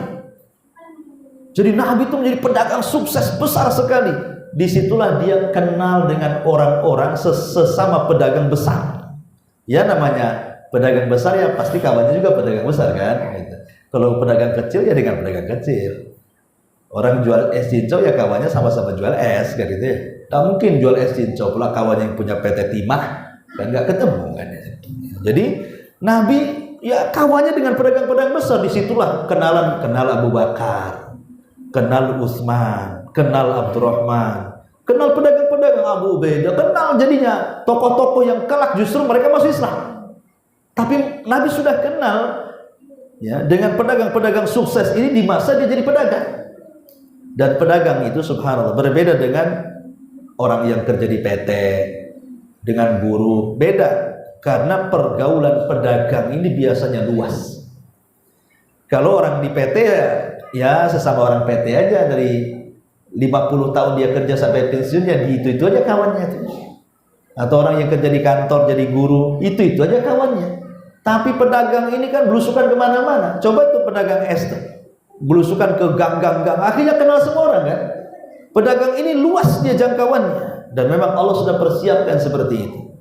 Karena dia akan menjadi nabi harus luas jangkauannya, luas kenalannya, luas orang-orang yang akan didakwahinya. Makanya memang Nabi sudah dididik dari pengembala kambing menjadi pedagang kan gitu. Tapi di usia Nabi SAW yang sudah sepuh, ya kira-kira mungkin 37 tahun, mendekati 40 itu, Nabi sudah mulai risih dengan kondisi orang-orang Quraisy. Fitrahnya melawan. Karena orang-orang Quraisy ini semakin hari semakin jahat. Mabuk di mana-mana, main perempuan di mana-mana, menyembah berhala makin parah. Pokoknya kondisinya makin jahiliyah, jahiliyah lah pokoknya. Jadi fitrah Rasul itu melawan. Kenapa makin rusak seperti ini? Ya, kalau sekarang ini para pengamat politik, wah ini makin rusak Indonesia, ini makin banyak hutang macam-macam lah komentar. Kurang lebih seperti itulah kalau mau dikiaskan itu. Jadi mau lihat kerusakan nih. Jadi Rasul akhirnya udah mulai dia malas berdagang. Padahal itu di puncak karirnya, ikhwan. Bagaimana tidak di puncak karir? Rasul menjadi orang paling kaya. Istrinya cantik jelita, anaknya banyak, dihormati oleh manusia, disanjung-sanjung dan disebut Shadiqul Amin. Kurang apa coba? Itu yang kita cari kan? Yang kita cari itu kita jadi orang kaya, istri kita cantik, kemudian anak kita banyak, sukses-sukses, dihargai manusia, dipuji manusia, jadi selebritis dan begitu seterusnya kan? Nabi dapat semuanya. Tapi justru Nabi SAW risih dengan semuanya. Fitrahnya menolak. Dari setelah maka di usia 37 itu mulai dia malas kerja, malas berniaga. Sudah mulai ya kadang-kadang ke Mina, menyendiri sebulan di sana, mikir nanti ke Muzdalifah, nanti kemana lagi. Pokoknya setiap tahun dia sebulan itu kemana-mana lah pokoknya, menyendiri itu untuk berpikir. Sampai ketika usia 40 tahun, 6 bulan sebelum usia 40 tahun, Rasul dikejutkan dengan mimpi. Menurut riwayat Bukhari dari Aisyah radhiyallahu anha, Rasul itu bermimpi aneh. Jadi kalau malamnya bermimpi, besoknya jadi kenyataan tuh. Selama 6 bulan. Besok malamnya mimpi, besoknya jadi kenyataan. Jadi seolah-olah mimpi itu tidak ada yang bayangan, tidak. Semua jadi kenyataan semua. Termasuk dalam mimpinya dia harus naik ke sebuah bukit, kemudian dia harus tinggal di gua, nanti akan datang seorang laki-laki jelmaan malaikat. Semua dalam mimpi sudah ada tuh. Sehingga Rasul mulai ketika sadar 6 bulan setelahnya, dia coba mengikuti alur mimpinya. Di usia 40 tahun dia pamitan dengan Khadijah, dia akan menyendiri. Maka diikuti alur mimpinya, dia naik ke sebuah bukit gitu ya. Rupanya dalam bukit itu ada gua. Itu yang disebut dengan Gua Hira. Kenapa Rasul diilhami oleh Allah, diwahyui oleh Allah untuk naik ke atas bukit itu? Karena yang namanya atas itu memiliki makna hissiyah dan maknawiyah. Dari Gua Hira itu nampak Mekah di bawahnya. Secara hissi faedahnya bahwa dia akan diangkat melebihi manusia yang ada di bawah. Yang kedua maknawi, bahwa dia kelak akan menguasai orang-orang yang ada di bawahnya, memerdekakan mereka, memasukkan mereka ke dalam hidayah. Makanya Allah angkat dia ke tempat tinggi. Kemudian Nabi SAW masuk ke dalam gua. Selama 1 bulan Rasul dalam gua. Ada yang mengatakan di tanggal 12, ada yang mengatakan di tanggal 17 Ramadan, ada di tanggal ganjil 21, 23, 25, 27. Pokoknya perselisihan ulama banyak tentang masalah kapan nuzulul Quran itu. Walaupun pendapat yang kuat nuzulul Quran itu ada di 10 akhir Ramadan, di tanggal-tanggal ganjil 21, 23, 25, 27 atau 29. Pokoknya antara tanggal-tanggal ini dah. Ketika Nabi sedang asik tafakur, ya, sedang asik memikirkan kekuasaan Allah Subhanahu wa taala. Disitulah di waktu mendekati fajar, tiba-tiba datang Jibril dalam bentuk manusia yang sangat bersih, masuk ke dalam gua. Rasul tidak kaget. Kenapa? Karena sudah ada dalam mimpinya. Makanya Rasul biasa-biasa saja. Kok jadi betul mimpinya nih?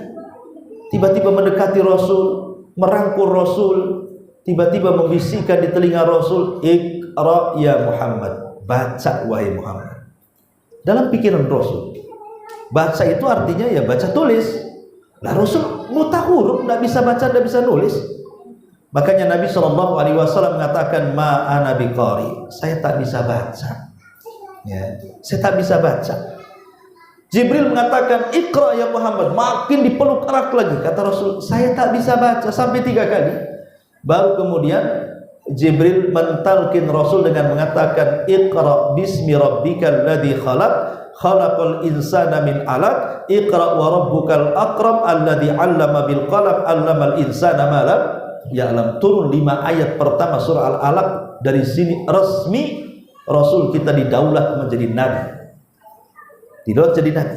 Masalahnya, setelah turun surah Al-Alaq ini, Jibril tidak pernah turun lagi. Sesak dada Nabi. Nabi bolak-balik ke gua, tak ada lagi Jibril datang. Jadi Rasul itu rasa-rasanya, apa yang datang saya itu jin, apa yang datang ke saya itu setan, apa yang datang ke saya itu malaikat. Karena nggak turun lagi masalahnya kan. Hampir 6 bulan. Jadi sesak dada Nabi itu. Jadi akhirnya mikir, siapa yang datangi aku dalam gua. Jadi setelah 6 bulan Rasul balik lagi ke gua. Mudah-mudahan orang itu datang lagi. Setelah tidak ketemu di gua, dia pun mau pulang. Disitulah dia kaget, rupanya ada suara dari langit. "Hei Muhammad, kemari," gitu. "Hei Muhammad, kemari." Rasul tengok kanan, tak ada orang. Kiri tak ada orang, depan belakang tak ada orang. Siapa yang manggil nih? Kemudian ketika dia betul-betul suara itu didengarkan, rupanya dari langit suara itu. Ketika dia mendongak ke atas, disitulah Rasul tiba-tiba menggigil ketakutan. Kenapa? Rupanya Jibril menjelma sebagai bentuk aslinya. Kalau yang ke gua itu kan tasyakul dengan manusia. Ini bentuk aslinya. Yang satu sayapnya itu terbentang antara terbit matahari dan terbenamnya. Sadal ufuk, bayangkan. Itu satu sayap. Yang kalau kita nengok ke depan kanan sayap, ke belakang sayap, ke kiri kanan sayap, seolah-olah langit ditutupi sayap. Apa nggak menggigil nanti coba? Contoh nih, antum bersih-bersih di got sini, tiba-tiba ketemu ular piton 50 meter. Apa nggak menggigil? Kan gitu. Dalam got lagi bisa ditikam kan itu. Itu baru nengok ular tuh. Ular piton menggigil, mungkin kita kan nggak pernah melihat ular sepanjang ini gini. Mungkin lari terbirit-birit. Lah Rasul pun lari terbirit-birit juga, ketakutan. Lari sekencang-kencangnya dia. Kemudian sampai di rumahnya, dipanggil istrinya, "Ya Khadijah, ya Khadijah, di mana kau Khadijah?" Ketika datang Khadijah, "Ada apa wahai suamiku?" Tiba-tiba Rasul mengatakan, "Dassiruni, selimuti aku, katanya. Khadijah kaget selaku istri, ada apa ini kan begitu. Tetapi akhirnya Khadijah pun menyelimuti Rasul. Kemudian masuk ke dalam selimut. Kenapa mesti diselimuti? Karena biasanya orang takut itu kalau ingin menghilangkan takut, ya masuk ke selimut lah kan itu. Antum kalau takut kan ambil selimut kan, kan itu ya. Maka mendingan lah, takutnya nanti akan berkurang. Apalagi di situ istri antum masuk sekali kan. Kemudian menghibur, membisikkan di telinganya Rasul, "Wallahi la yuhzikallahu abada." Wahai suamiku, peristiwa itu tidak mungkin menghinakan kamu, dah. Peristiwa itu tidak mungkin menghinakan kamu. Engkau ini orang baik. Kalau kau berkata pasti jujur. Kalau ada tamu pasti kau hormati. Kalau ada orang miskin kau bantu. Pokoknya disebutkan akhlak baik oleh Khadijah. Dari situlah kemudian Rasul makin tenang. Akhirnya mulai hilang rasa takutnya. Cukup sampai di sini? Tidak. Besoknya Khadijah membawa Nabi. Ke siapa? Ke rumah Waraqah ibn Naufal. Masih kerabat Khadijah. Waraqah ini seorang Nasrani, sudah tua, buta matanya. Tapi dia banyak membaca semasa hidupnya. Jadi ketika kemudian Khadijah bertanya kepada Waraqah, "Wahai saudaraku Waraqah, ini suamiku begini. Apa tandanya? Kaget Waraqah. Kata Waraqah, itu makhluk yang menemui suamimu wahai Khadijah. Itu namanya namus. Namus itu makhluk yang bersayap. Namus ini pernah datang kepada Musa dan Isa. Dan ketika Namus datang kepada Musa dan Isa, keduanya jadi nabi. Sekarang Namus itu datang kepada suamimu, yakinilah dia akan jadi nabi. Dia akan jadi nabi. Dan kalau dia jadi nabi, pada saatnya kata Waraqah, aku yang akan membelanya. Tapi sayang, 6 bulan setelah konsultasi, Waraqah meninggal dunia. Tapi dia beriman kepada Rasul.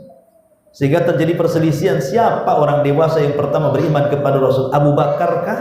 Waraqah kah? Ada yang mengatakan Waraqah, ada yang mengatakan Abu Bakar. Ada yang memerinci, Waraqah itu beriman kepada Rasul di saat kenabian, tapi Abu Bakar itu beriman kepada Rasul di saat kerasulan.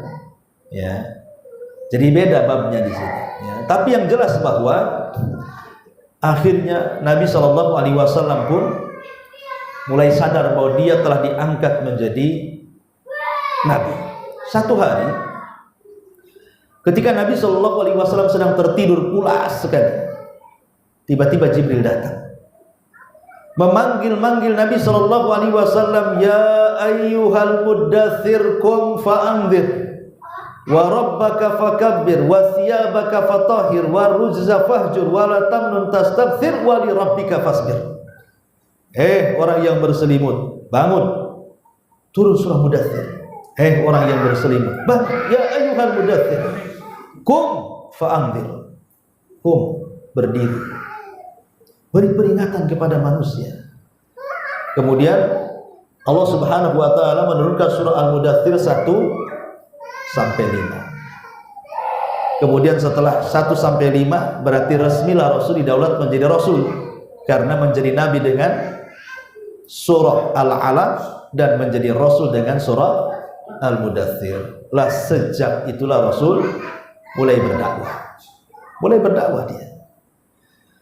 Lah Nabi SAW 3 tahun pertama itu disebut dakwah sirriyah. Artinya dakwah sirriyah itu dakwah tidak terang-terangan, door to door, ngajak kawan-kawan. Dulu waktu dagang datang kepada Abu Bakar, itu kan kawan dagang dia. Abu Bakar, mau enggak engkau mengakui aku ini seorang Nabi dan Rasul? Mau enggak engkau mengucapkan asyhadu an la ilaha illallah wa anni rasulullah? Kemudian Rasul membacakan wahyu yang turun kepadanya. Subhanallah, Abu Bakar tidak pernah ragu. Ketika diajak langsung beriman. Itulah satu-satunya manusia saat beriman tidak ada mikir-mikir itu cuma Abu Bakar. Yang lain mikir-mikir dulu, betul ke dia Nabi? Jangan-jangan Nabi palsu. Masih diteliti kalau yang lain. Abu Bakar tidak. Ketika Rasul menawarkan Islam, langsung dia bersyahadat. Makanya wajar kalau disebut siddiq dia. Orangnya jujur, orangnya benar. Karena tidak ada tawar-tawaran, tidak ada mikir-mikir lagi itu. Subhanallah. Lah di tangan Abu Bakar inilah banyak orang masuk Islam. Kemudian Abu Bakar menarik Utsman bin Affan. Yuk kita masuk Islam. Dibawa ke Nabi, akhirnya masuk Islam. Kemudian Abu Bakar menarik Abu Ubaidah, ayo kita datang pada Nabi, masuk Islam. Kemudian menarik juga Zubair bin Awam, akhirnya masuk Islam. Kemudian juga menarik siapa lagi? Utsman bin Maz'un, menarik pokoknya 10 sahabat yang dijanjikan masuk surga, sebagian besar masuk Islam di tangan Abu Bakar. Abu Bakar ini luar biasa jasanya. Ya, belum lagi dia merdekakan Bilal, Zunairah, Khobab, pokoknya banyak budak-budak dimerdekakan dia. Kemudian semuanya jadi orang mulia. Memang mulia sekali Abu Bakar. Masyarul muslimin yang dimuliakan Allah Azza wa Jalla, ketika itu kan Nabi SAW harus punya markas, harus punya pesantren kan itu ya, kata bahasa kita ini.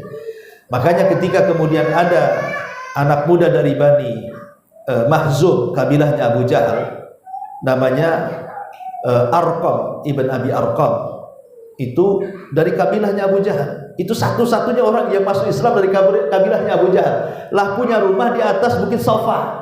Yang sekarang sih rumahnya sudah nggak ada karena jadi tempat sa'i di situ. Dulu rumahnya itu di atas Bukit Sofa, itu rumahnya Arqam bin Abi Arqam itu. Artinya dekat dengan Ka'bah, dan dia anak muda usia 17 tahun.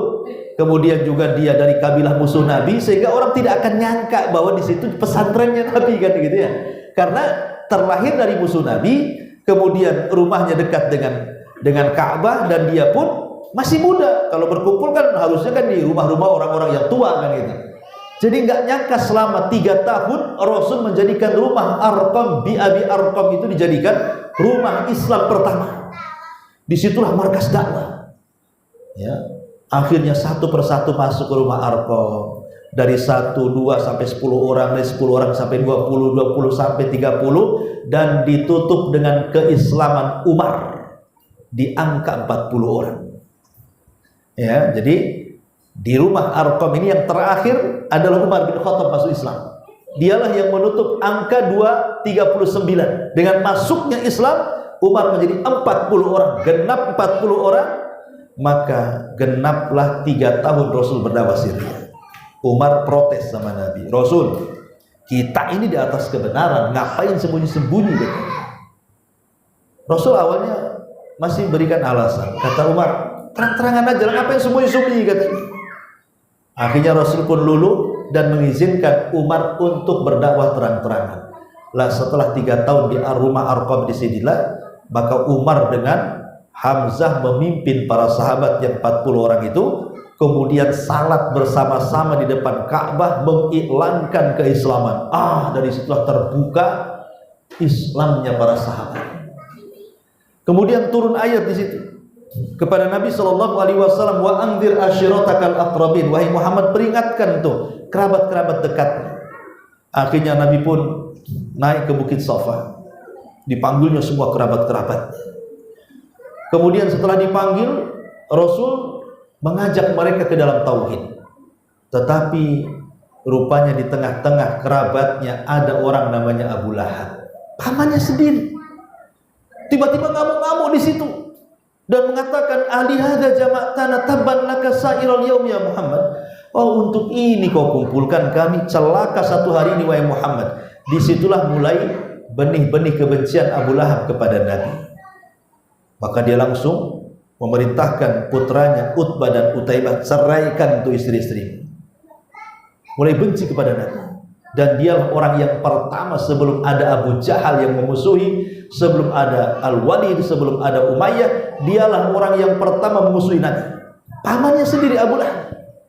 Makanya kemudian turun ayat yang melaknat Abu Lahab. Sejak turunnya ayat ini sampai hari ini, sampai kiamat dibangkitkan, Abu Lahab dikutuk oleh semua kaum muslimin dengan surat Tabbat yada Abi Lahab wa tab ma aghna anhu maluhu wa ma kasab sayasla orang datalahab wa imra'atu hammalatal hatab fi jidha hablum min masad. Subhanallah, ayat ini tidak diselipkan Allah dalam surah Al-Baqarah, tidak diselipkan oleh Allah dalam surah Al-Imran, tidak diselipkan Allah dalam surah Al-Anfal. Kenapa? Kalau ayat ini di tengah-tengah Al-Baqarah, Al-Imran, Al-An'am, Al-Anfal, Al-A'raf, siapa yang baca? Tapi ketika Allah sendirikan surat ini menjadi surat pendek dalam juz amma, anak kecil pun hafal Tabat. Antum aja hafal, Pak Imam saja si Tabat saja, kan nggak ada surat lain. Ya kan? Coba dikutuk sampai kiamat dengan turun ini, semua orang baca, coba kan? Karena dia yang pertama kali mencaci maki Nabi. Al-jaza min jinsil amal, turun surah Tabat, diletakkan di surat yang paling pendek, dibaca semua orang. Sampai anak kecil aja mencela si Abu Lahab. Subhanallah ya. Lah akhirnya kemudian ketika Rasul sallallahu alaihi wasallam sedang berkhutbah, dipotong sama Abu Lahab, dicaci maki. Oh, ini begini. Pokoknya terus Rasul diam saja. Tidak membalas. Karena pertama dia tahu pamannya. Yang kedua, tujuan Rasul bukan membalas orang yang berbuat jahat. Kalau Rasul menghabiskan membalas orang yang berbuat jahat, orang berbuat jahat itu tidak akan habis-habisnya. Sampai kapan tujuan dakwah tidak akan tercapai. Ya, makanya ingat, tiru Nabi. Jangan pikirkan orang yang mencela antum.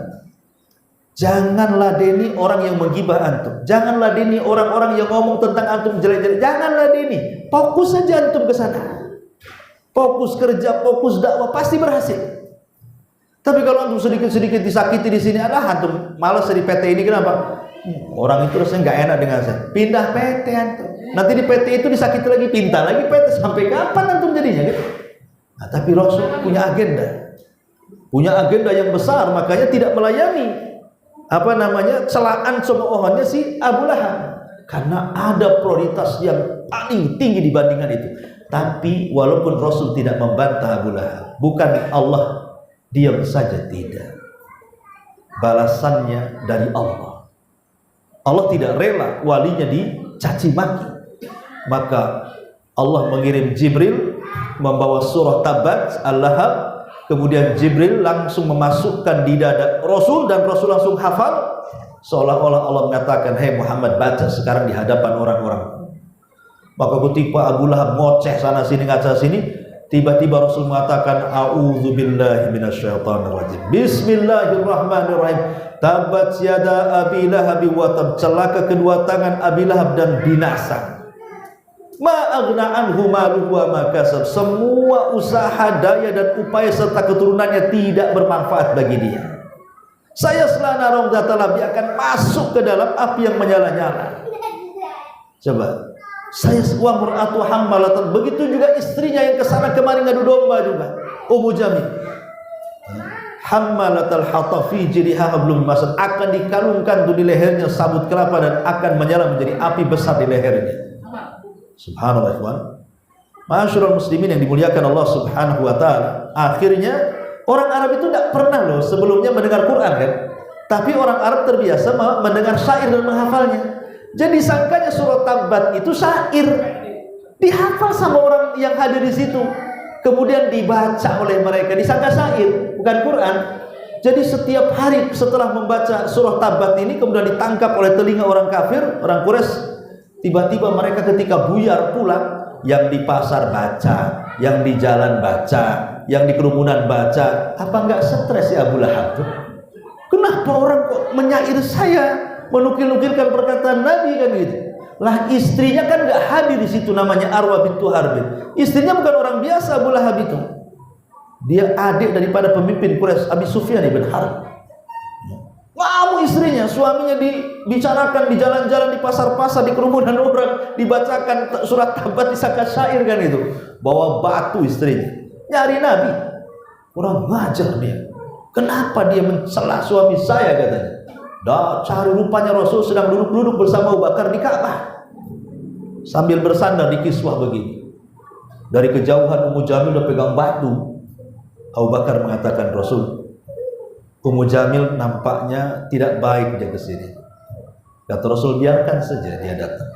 Dia ngomong apa nanti?" Tiba-tiba setelah datang, Allah butakan kedua mata Ummu Jamil. Di depannya ada Nabi, tidak kelihatan. Jadi dia ngomong sama Abu Bakar, "Hei Abu Bakar, mana kawanmu si Muhammad?" "Emang ada apa?" Kata Abu Bakar, "Dia telah sampai berita dia telah menghina aku dan suamiku. Kalau aku melihat dia, aku lempar batu ini di mulutnya," katanya. Ya. Dia mengatakan, "La in ra'aituhu la aqamnahu bihadzal fihri fah." Dia mengatakan, kalau kulihat dia, aku lempar mulutnya katanya. Kemudian dia mengeluarkan syair, "Muzammaman asaina wa dinahu qalaina," dan begitu seterusnya. Ya. Muzammam itu artinya orang yang dicela. Kalau Muhammad orang yang dipuji. Jadi setelah Jamil pergi, Arwah bintu Harbin itu, kata Rasul, "Lihat Abu Bakar, dia salah orang. Namaku Muhammad, dia sebut-sebut saya Muzammam," katanya. Nama dia Muhammad, dia bersair Muzammam. Muzammam bukan nama saya, biarkan aja dia bersair, katanya. Subhanallah, sebagainya. Akhirnya Rasul Shallallahu Alaihi Wasallam pun mulai berdakwah terang-terang. Nah, disitulah banyak sekali tantangan Nabi, banyak sekali. Sampai Nabi pernah diletakkan kotoran. Sampai Nabi SAW sepanjang jalan ke rumahnya diletakkan kotoran Abu Lahab. Coba bayangkan, sampai Hamzah mendengar bahwa Abu Lahab itu mencaci maki Rasul, meletakkan kotoran di pintu rumah Rasul. Ngamuk dia. Padahal belum masuk Islam Hamzah itu. Datang kepada Abu Lahab, diambilnya kotoran, diletakkan di depan rumah Nabi. Ketemu Abu Lahab ditaruh di kepalanya dan mengatakan, Mana akhlak? Mana akhlak Quraisy? Katanya. Apa kau tahu kau menyakiti siapa? Kau menyakiti anak saudaraku sementara aku berada di atas agamanya. Padahal dia belum masuk Islam, dia ngomong begitu. Ya, dia ngomong gitu belum masuk Islam. Tapi subhanallah, perkataan baik itu kadang-kadang jadi hidayah. Dia kan hanya ingin membela saja Rasulullah di depan Abu Lahab. Dia mengatakan, kau berani-beraninya sama dia sementara aku berada di atas agamanya. Rupanya kata-kata itulah yang menggiring Hamzah masuk Islam. Masuk Islam akhirnya dia, Hamzah. Kemudian setelah Hamzah masuk Islam, disusul Umar masuk Islam. Makanya kuat Islam itu. Tapi walaupun mereka berdua masuk Islam, tetap namanya musuh-musuh Islam lebih kuat dan lebih banyak jumlahnya. Makanya Rasul tertekan. Sampai pada waktunya, maka Bani Hashim ditekan oleh Abu Jahal itu. Serahkan Muhammad kepada kami akan bunuh dia. Kalau tidak, kami akan boikot kamu. Akhirnya Bani Hashim tak menyerahkan Nabi. Walaupun mereka tidak semua Muslim, banyak juga yang kafir. Tapi orang Arab itu kan namanya fanatik kesukuan kan tetap ada. Fanatik kesukuan itu. Jadi mereka tidak mau menyerahkan Nabi. Karena mereka tidak mau menyerahkan Nabi, maka sepakat 18 kabilah memboikot 2 kabilah Bani Hashim. Pertama Bani Muthalib dan juga Bani Hashim diboikot. Tidak boleh bicara dengan mereka, tidak boleh ngirim makanan kepada mereka, tidak boleh mengawini mereka, tidak boleh memberikan akses apapun jual beli dengan mereka. Selama 3 tahun mereka kelaparan, ya. Sampai akhirnya Allah takdirkan perjanjiannya dimakan rayap. Ketika perjanjian dimakan rayap dalam Ka'bah, itulah berarti dengan hilangnya perjanjian itu berarti hilang pula boikot itu. Maka 3 tahun disitulah harta Nabi dan Khadijah habis. Selama pemboikotan itu hartanya habis. Karena untuk memberi makan 2 kabilah, coba bayangkan. Banyak jumlahnya 2 kabilah itu, habis hartanya, disinilah bangkrutnya Nabi. Tapi Rasul tidak menyesal, ini perjuangan dakwah. Harta itu buat apa, yang penting lillahi ta'ala. Lah, semenjak pemboikotan 3 tahun sampai kelaparan, sampai makan daun dan akar, itulah Abu Thalib sakit. Kemudian setelah dia sakit, akhirnya kemudian meninggal. Disusul dengan Khadijah sakit juga, akhirnya meninggal. Maka tahun itu disebut tahun kesedihan. Ketika Rasul sudah tidak ada backingan, bahasa kita ya, maka orang Quraisy mulai membidik Rasul untuk membunuh. Rasul tahu kalau dia tetap di Mekah pasti dibunuh. Maka Rasul terpikir ingin mencari areal baru untuk berdakwah. Terpikir dia ke Taif. Berangkat dia ke Taif. Sampai di Taif bukan diterima, dilempari batu lagi. Sampai balik lagi ke Mekah, tidak berani masuk karena diancam dibunuh. Rasul terpaksa harus tinggal di perbatasan Taif dan Mekah. Mau ke Taif dilempari, mau masuk ke Mekah diancam bunuh. Terpaksa dia beristirahat di kebun kurma milik Mughirah. Ya. Kemudian ketika dia mendapatkan perlindungan dari Adi bin Hatim, maka Rasul pun kemudian balik ke Mekah, tapi dia tidak berani dakwah terang-terangan. Balik lagi kepada dakwah sirriyah. Kepada dakwah sirriyah. Ya. Karena kalau terang-terangan jelas dia dibunuh. Maka Nabi SAW akhirnya makin sedih dengan peristiwa itu. Disitulah Allah ingin menghibur Rasul dengan apa? Dengan cara mengisra mi'rajkan Nabi. 1 tahun sebelum hijrah, Nabi Isra Mi'raj. Isra Mi'raj ini menarik, kenapa? Karena perjalanan Rasul ini bukan perjalanan biasa, ini perjalanan spiritual. Untuk betul-betul menenangkan Nabi yang sudah acak-acakan hatinya. Pertama diperjumpakan dengan siapa? Dengan Adam di langit pertama. Apa hikmahnya? Sebagaimana Adam hijrah dari sorga ke dunia, maka engkau pun akan hijrah dari Mekah ke Madinah. Kemudian berjumpa di langit kedua dengan siapa? Dengan Yahya dan juga Nabi Isa.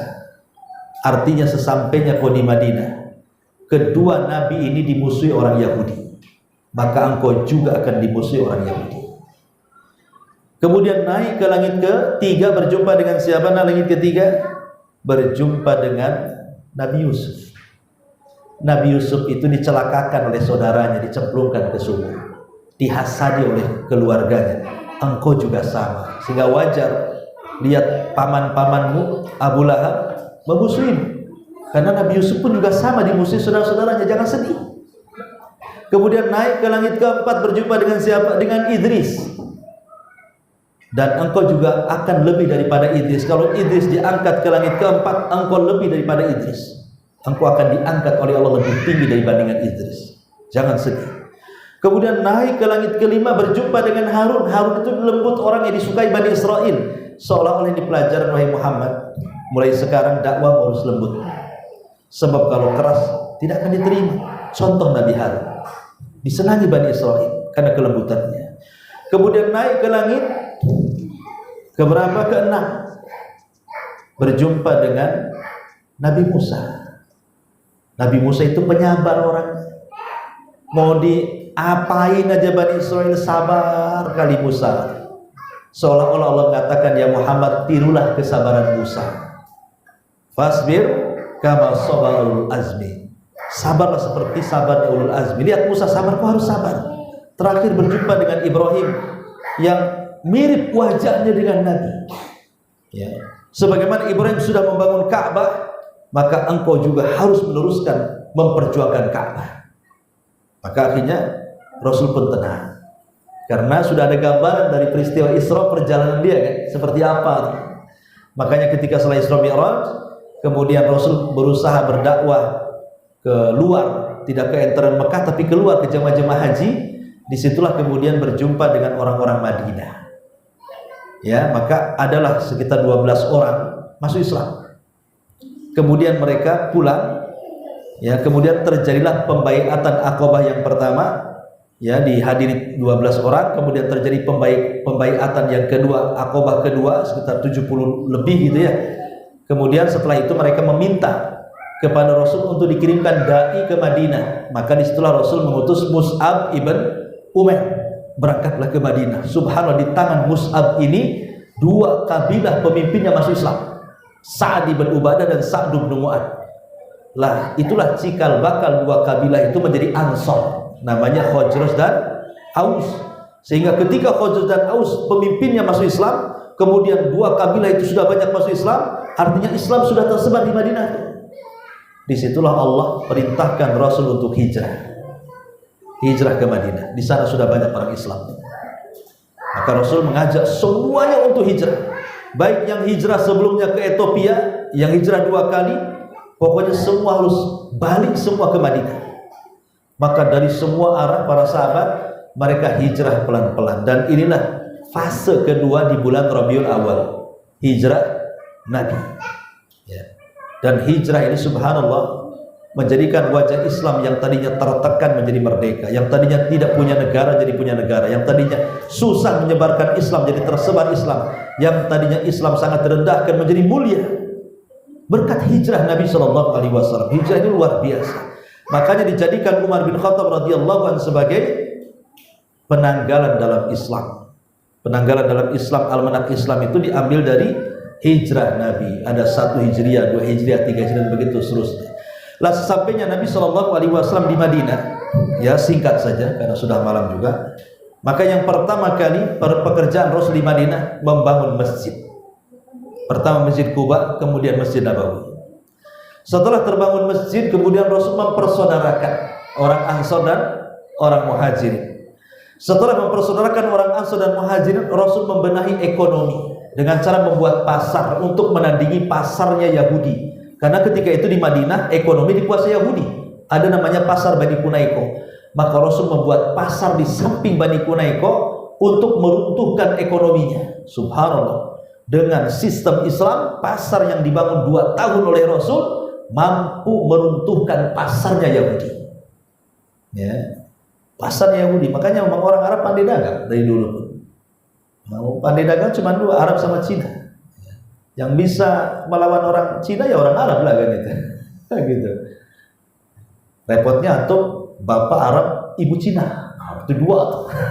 Punya darah di situ. Bisa langsung gabungkan di situ ilmu dagangnya. Jadi intinya bahwa setelah tumbang ekonomi Yahudi, maka Islam naik. Mulailah ketika itu orang-orang Yahudi mulai berkhianat. Dimulai daripada Bani Nadir, kemudian Bani Kunaiko, kemudian Bani Quraidah, terakhir Khaybar, perang Khaybar, akhirnya orang Yahudi terusir semua dari Madinah karena berkhianat. Ya. Kemudian di ujung hayat Rasul berperang melawan Nasrani di perang Tabuk, dan itulah perang terakhir yang dipimpin Nabi SAW, berawal dari perang Badar berakhir dengan perang Tabuk. Itulah yang dipimpin Nabi SAW melawan Imperium Romawi Nasrani, karena musuhnya bukan musyrik, bukan Yahudi lagi. Ya, sudah ngarahnya ke Palestina. Artinya dari zaman Nabi itu sudah Rasul ingin menguasai Palestina, dimulai dari perang Tabuk itu sebenarnya. Karena ketika itu Palestina kan dikuasai Imperium Nasrani Romawi. Jadi Rasul itu sudah, dan Tabuk itu sudah mendekati perbatasan Syam. Ya, sudah mau ke Palestina sana ngarahnya. Jadi pembebasan Palestina itu sudah ada sejak zaman Nabi sebenarnya, di perang Tabuk itu permulaannya. Tapi sayang, setelah kemudian terjadi Fathu Mekah, kemudian semua orang Mekah masuk Islam, Madinah juga masuk Islam, tidak ada yang kabilah-kabilah kecuali semua masuk Islam, sampai ke Yaman sana utusan-utusannya masuk Islam. Jadi Islam sudah menyebar ke seantero Hijaz gitu ya, sampai ke negeri Yaman. Maka sempurnalah dakwah Nabi Sallallahu Alaihi Wasallam selama 13 tahun di kota Mekah dan 10 tahun di kota Madinah. Artinya Rasul berdakwah 33 tahun, ya, 23 tahun apa? 23 tahun, 10 tahun di Madinah dan 13 tahun di kota Mekah. Jadi 23 tahun Rasul berdakwah dan berhasil kemudian menyampaikan risalah Allah Subhanahu wa taala. 5 hari sebelum wafatnya Rasul, Nabi SAW sempat menziarahi kuburan Uhud untuk mengingatkan jasa mereka. Kata Bung Karno itu, jangan lupa dengan jas merah, jangan lupa dengan sejarah. Jadi sahabat dibawa berziarah ke kuburan Uhud itu seolah-olah Rasul ingin katakan, kalau bukan karena Allah kemudian mereka yang dikubur ini, tentu kita ini tidak seperti sekarang. Jadi penting mengenang pahlawan, kan? Rasul mengenangkan pahlawan kepada para sahabat perang Uhud, karena orang-orang hebat itu yang meninggal di perang Uhud banyak. Maka para sahabat yang masuk Islam belakangan dikenalkan sama Nabi, inilah para pendekar Islam. Kalau bukan karena Allah kemudian mereka, kita tidak seperti ini. Kemudian Rasul pun menangis. Ya, setelah mendoakan penduduk Uhud yang 30 syuhada Uhud, 70 syuhada Uhud, kemudian Rasul pulang. Di tengah jalan Rasul SAW tiba-tiba menangis dan menangis. Kemudian sahabat berkata, Rasul, kenapa Anda menangis? Kata Rasul, asfaqtu li ikhwani, aku rindu dengan teman-teman. Kata sahabat, bukankah kami teman-teman wahai Rasul? Kata Rasul, bukan, kalian bukan temanku, engkau atau kalian sahabat. Lalu siapa yang dimaksud temanmu kalau kami bukan temanmu? Kata Rasul, teman-temanku mereka adalah orang-orang yang beriman di sepeninggalku, padahal mereka tidak pernah melihatku. Nah, itulah kita. Rasul rindu dengan kita. Makanya setelah kemudian Nabi SAW pulang, tiba-tiba Rasul jatuh sakit, merasakan racun yang pernah dimakan dia. Karena ketika selepas perang Khaybar, Rasul diracun oleh siapa? Oleh wanita Yahudi namanya Zainab bintul Haris. Pura-pura ngundang makan, rupanya paha kambing udah dilumuri racun, termakan sama Nabi sedikit tuh. Tapi tidak semua, karena paha kambing itu tiba-tiba bicara. Kata paha kambing, wahai Muhammad, jangan kau makan aku, katanya, karena aku sudah dilumuri racun. Ini mukjizat, ya. Paha kambing bisa bicara. Akhirnya Rasul langsung mementahkan. Tapi ada satu sahabat yang ikut makan, termakan racun, meninggal setahun setelahnya. Kemudian Rasul merintahkan Zainab yang menaruh racun untuk dibunuh sebagai kisos, karena meninggal orang yang diracunnya. Walaupun ada yang mengatakan dia masih Islam yang meracunnya, tapi Rasul tidak membalas. Ya. Akhirnya kemudian karena racunnya sudah mulai menjadikan penyebab sakitnya beliau, maka Rasul pun demam ketika itu berada di rumah Safiyah, dan dia mengatakan kepada Safiyah, wahai Safiyah, izinkan aku untuk dirawat di rumah Aisyah, kasih tahu istri-istriku yang lainnya. Akhirnya semua istri-istrinya dikumpulkan. Rasul minta izin supaya tinggal di rumah Aisyah. Kenapa di rumah Aisyah? Kenapa tidak di rumah istri yang lainnya? Karena satu-satunya kamar yang selalu Jibril datang dan menurunkan wahyu hanyalah di kamar Aisyah. Rasul tidak punya rumah. Kalau rumah kan kayak kita ada kamar-kamar. Nah, Rasul tuh istri-istrinya ditaruh di kamar-kamar, bahasa kita kos-kosan lah, satu kamar. Yang disebut al-hujurat, dalam Quran itu ada surah al-hujurat, kamar-kamar ya.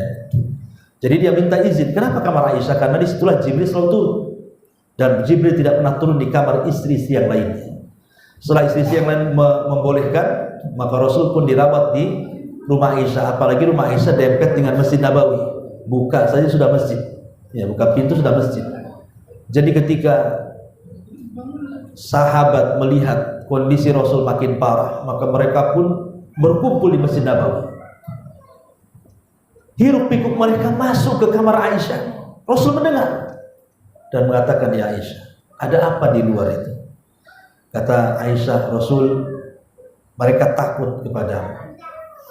Maka Rasul SAW mengatakan, baik kalau begitu aku ingin menemui mereka. Dengan susah payah Rasul itu berjalan, minta kepada Fadl dan Ali, tolong papa aku temui sahabatku. Ini terakhir kalinya Rasul bertemu dengan para sahabat. Naikkan aku ke atas mimbar. Maka Rasul pun dinaikkan ke atas mimbar. Itulah khutbah terakhir Nabi. Habis itu Rasul tidak pernah berkhutbah lagi. Panjang lebar Rasul berkhutbah. Setelah itu mendoakan para sahabat dan mendoakan kepada orang-orang yang setelah Rasul meninggal. Ya kita ikut didoakan juga. Kemudian Rasul turun dari mimbar, masuk ke rumah Aisyah.